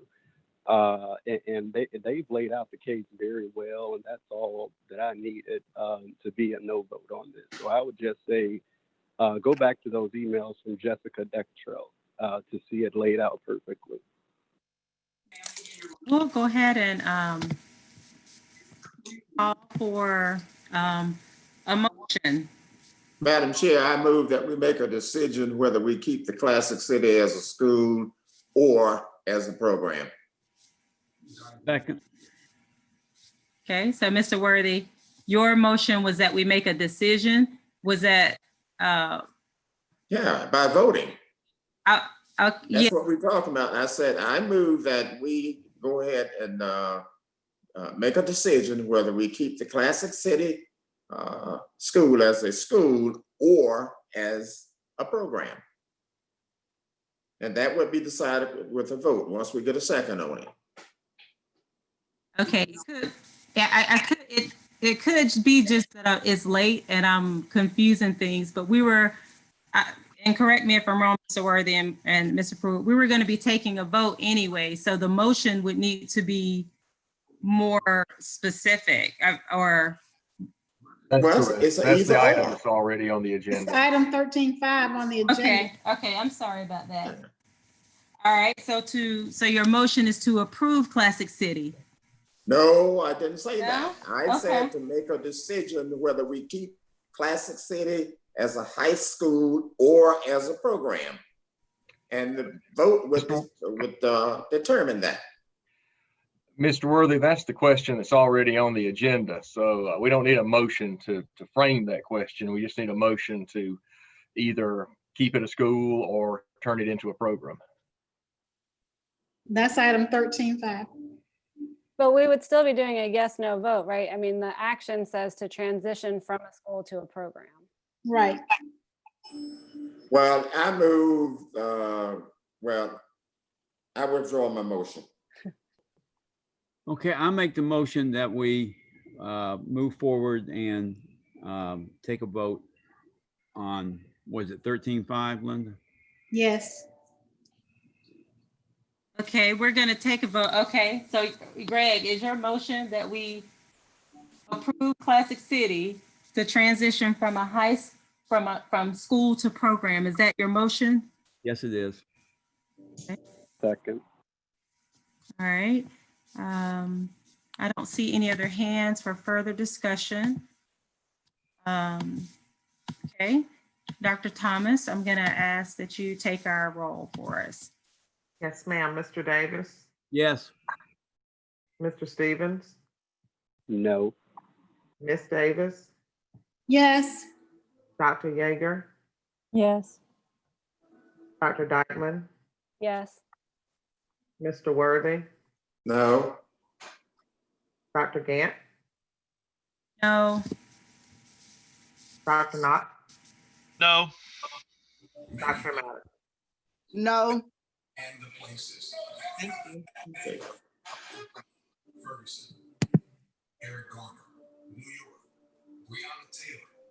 Okay. So we're moving forward to the NAACP Task Force on Education Matters. Can I just clarify Did that we get motion that failed? vote? That was a 5-4, no? That's Yes. correct. Motion Or failed. no? Yes. Thank you. Okay. NAACP Task Force on Education Matters is under our action. We've already moved forward, so this should, we discussed it, so this should be a pretty quick item. The floor is open. Do we need to take a vote on this? Is this an action item or just? We already did that, right? No, we have not. Well, it's listed, okay. yeah, we have it listed under an action item. I think that's probably the cleanest way to do this. So I can make a motion to move forward on scheduling a meeting with the NAACP Task Force on Education Matters. Second. I second. Okay. If there's no other discussion. John has his hand up. Oh, okay. Dr. Gant, Yes. Dr. Gant. Yes. I still have the same question as, last week. I don't mind voting on this. I know that you stated that you and Dr. Thomas had a meeting with with the chair, Mr. Sheets. And so I don't mind me agreeing to do this, but when will we get the specifics of how this is going to take place? Like in terms of whether it's going to be mediated or not mediated, or how it's going to take place. One of the things, No, go ahead, I think Dr. Thomas, I think the meeting is next week, Dr. Thomas. Yes. And next Tuesday or Thursday, yes, ma'am. I can look. Okay, and then I guess as a part of that meeting, I'll be sharing what we've already discussed, the parameters from what I understood from last week, as well as the desire to have, the desire to have some type of facilitator or someone help moderate that meeting. And I see it as a conversation. So based on what is shared and discussed, I'll share that back to the board and we'll figure it out until we can a compromise. Okay, thank you. Dr. Gant, this may be something that Attorney Pruitt can speak on, but the direction I've received, we had very positive interactions as always with Mr. Sheets and look forward to setting that up. But I was told that it would be considered a forum, but we would still publicize it as we would do if you all were meeting with constituents in a certain area. We cannot call it a board meeting, and Attorney Pruitt, please correct me, but I've been told that a board is a meeting of the board in front of the public. A board meeting is not a meeting with the public. So we need to be cautious in how we categorize that and how we publicize that. So that, and I'm sure that Mr. Sheets will work with us on that, but that's something I want us to be clear of when we're engaging in these conversations. It is not a board meeting because actually a board, anytime there's a quorum of the board or a quorum of any committee or group appointed by the board discussing public business, that is a meeting under the Open Meetings Act and has to be posted as a called meeting. Isn't there something that crossed our desk about 3 members of the board being present at this forum? Not all 9 of us, and certainly maybe not 5 of us. I saw that, but there again, if the board appoints a committee of 3 to meet, then a quorum of that committee, which would be 2 now, constitutes an open meeting. I see. The law got ahead of us on that. They didn't give you that loophole. Okay. So it just has to be announced. in This has public. to be, if you do it at a regular meeting, it's posted like those. If you want to do it at a special time where this is the only thing on the agenda, it would be a called meeting. Yeah, okay. Sounds like that's what it will be. John has his hand up. Yes. So there was one other thing I think I saw in there was about having it in person. Yeah, I know. Right. Hopefully that's maybe a discussion point. Just because some of us are, that's not a good health risk. Yes, we can discuss that as well.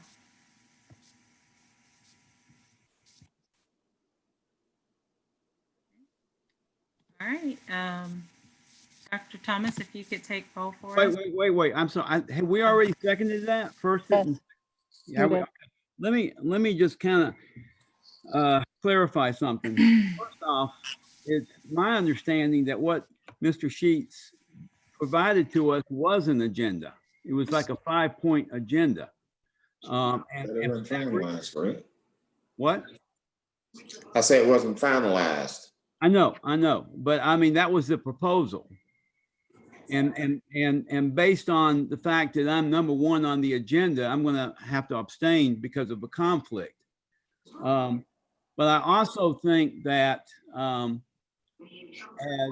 Dr. Thomas and Dr. Gant, established this meeting, we also need some attorney buy-in. Because something's on the background. I don't know what it is. Yeah, Mr. Worthy needs to mute. But I am. But when I'm concerned, No, you're not. Yes, I am. I'm looking at it.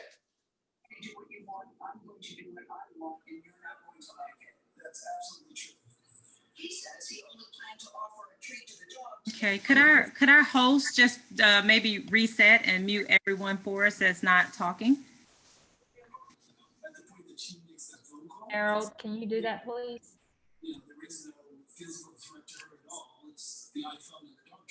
But Christian Cooper says the woman, coincidentally named Amy, knew exactly what to say to get police to respond.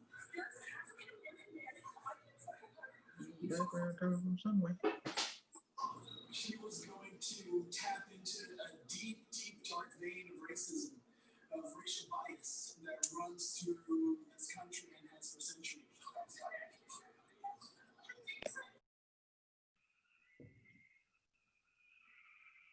Okay, if I can continue, what I would like to also ask Dr. Thomas and Dr. Gant to do is to consult with our attorneys to make sure, and these are the ones that we've, and maybe Mike as well, but to make sure that we're not responding in such a way to put ourselves in legal jeopardy, because I'm really concerned about that.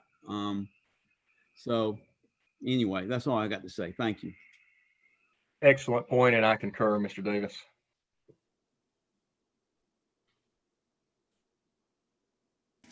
Okay. All right. I don't think I see any other hands. Okay. Dr. Thomas, if you would take our roll for us. Davis, Dane. Mr. Stevens, Yes. Ms. Davis, Yes. Dr. Yeager, Yes. Dr. Dykeman, Yes. Mr. Worthy, Yes. Dr. Gant, Yes. Dr. Knox, Yes. Dr. Maddox. Yes.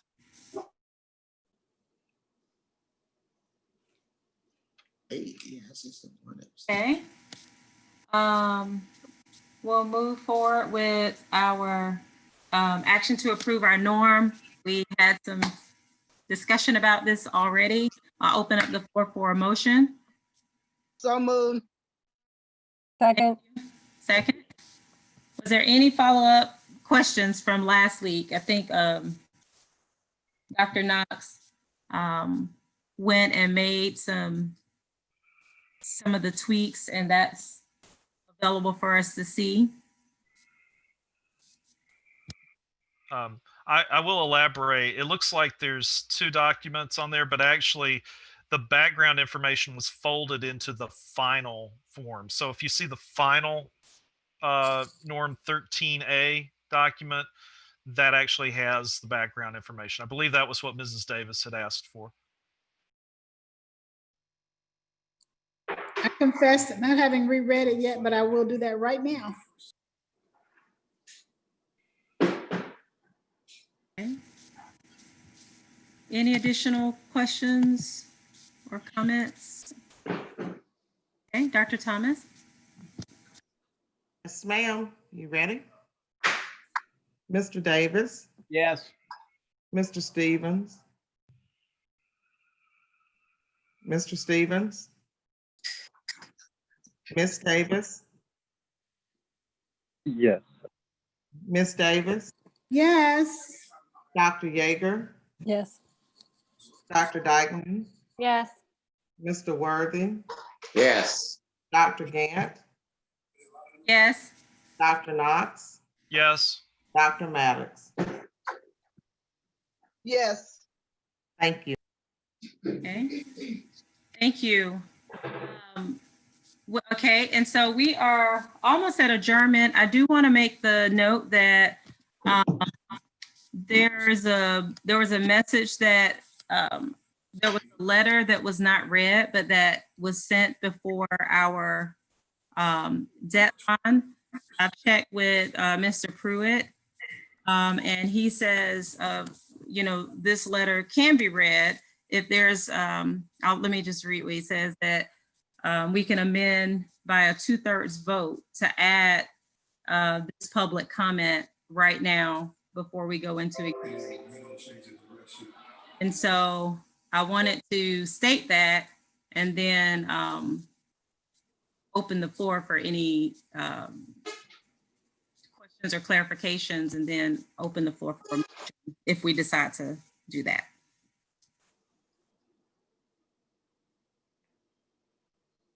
I'm sorry.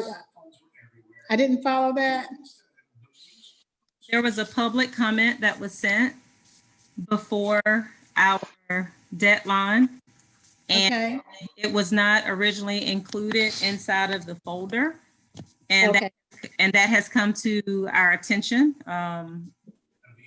And we need to decide as a board if we want to read that letter.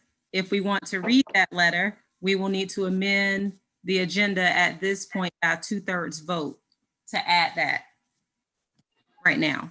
That's correct. So moved. Second. Second. Okay, any questions about that or what I just stated? Is that a comment that came to me in my email?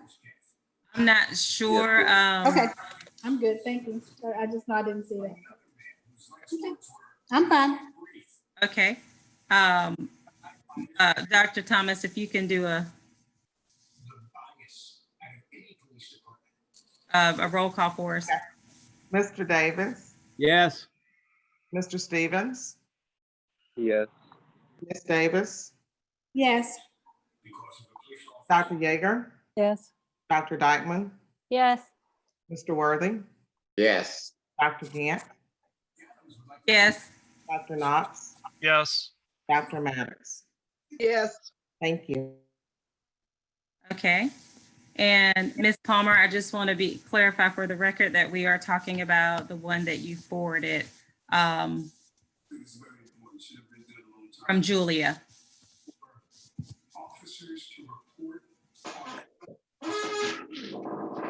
Okay.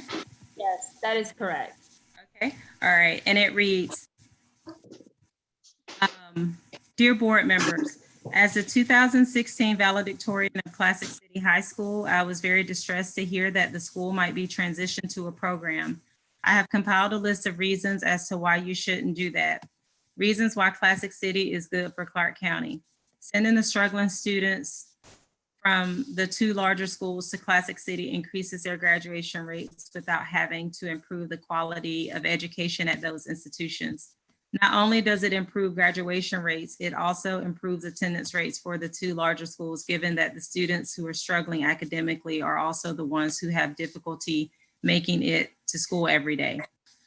3, attendance rates at Classic City were better than the district overall for the 2019-2020 school year because of their innovative approach. It also increases the number of students who graduate in Clarke County, since many students who graduate in Classic City would not have been able to do so at other schools. The graduation rate at Classic City is probably better than it looks, given that only 4-year graduates get counted. It's not common for Classic City students to arrive so behind. It takes them 5 or even 6 years. That does not make those diplomas any less valuable to those students. Reasons why Classic City is not in fact failing. Given the challenges facing many of these students, the graduation rate should not be compared to 100%, but rather it should be considered that many of those students would not have graduated at all without this program. It should also be noted that Katrina Daniel and the team at Classic City produced better attendance numbers and increased the graduation rate for the school. Do not transition to a program. In fact, I urge you to devote more resources to Classic City and the students who need it. And that is from Julia D. Cottrell. All right, so as amended, we have, I'm gonna open the floor for a motion to go into executive session for the reasons stated earlier related to property and personnel. I so moved. Oh, I was confused. Was there one more public comment from the email that I received? It looks like there was a second one. That comment did not come until 9:35. I was just sharing that with the board. So that is not, she missed the deadline. Can't read it. Okay, thank you. okay, thank you. And the floor for a motion to go into executive session. So moved. So moved. Okay. Second. Okay, don't see any questions. No, we'll do all in favor. If you would say aye and raise your hand, since now I can see everyone. Aye. Aye. Okay, any opposed? Same sign. Any abstaining? Okay, at 9:45, we'll go into executive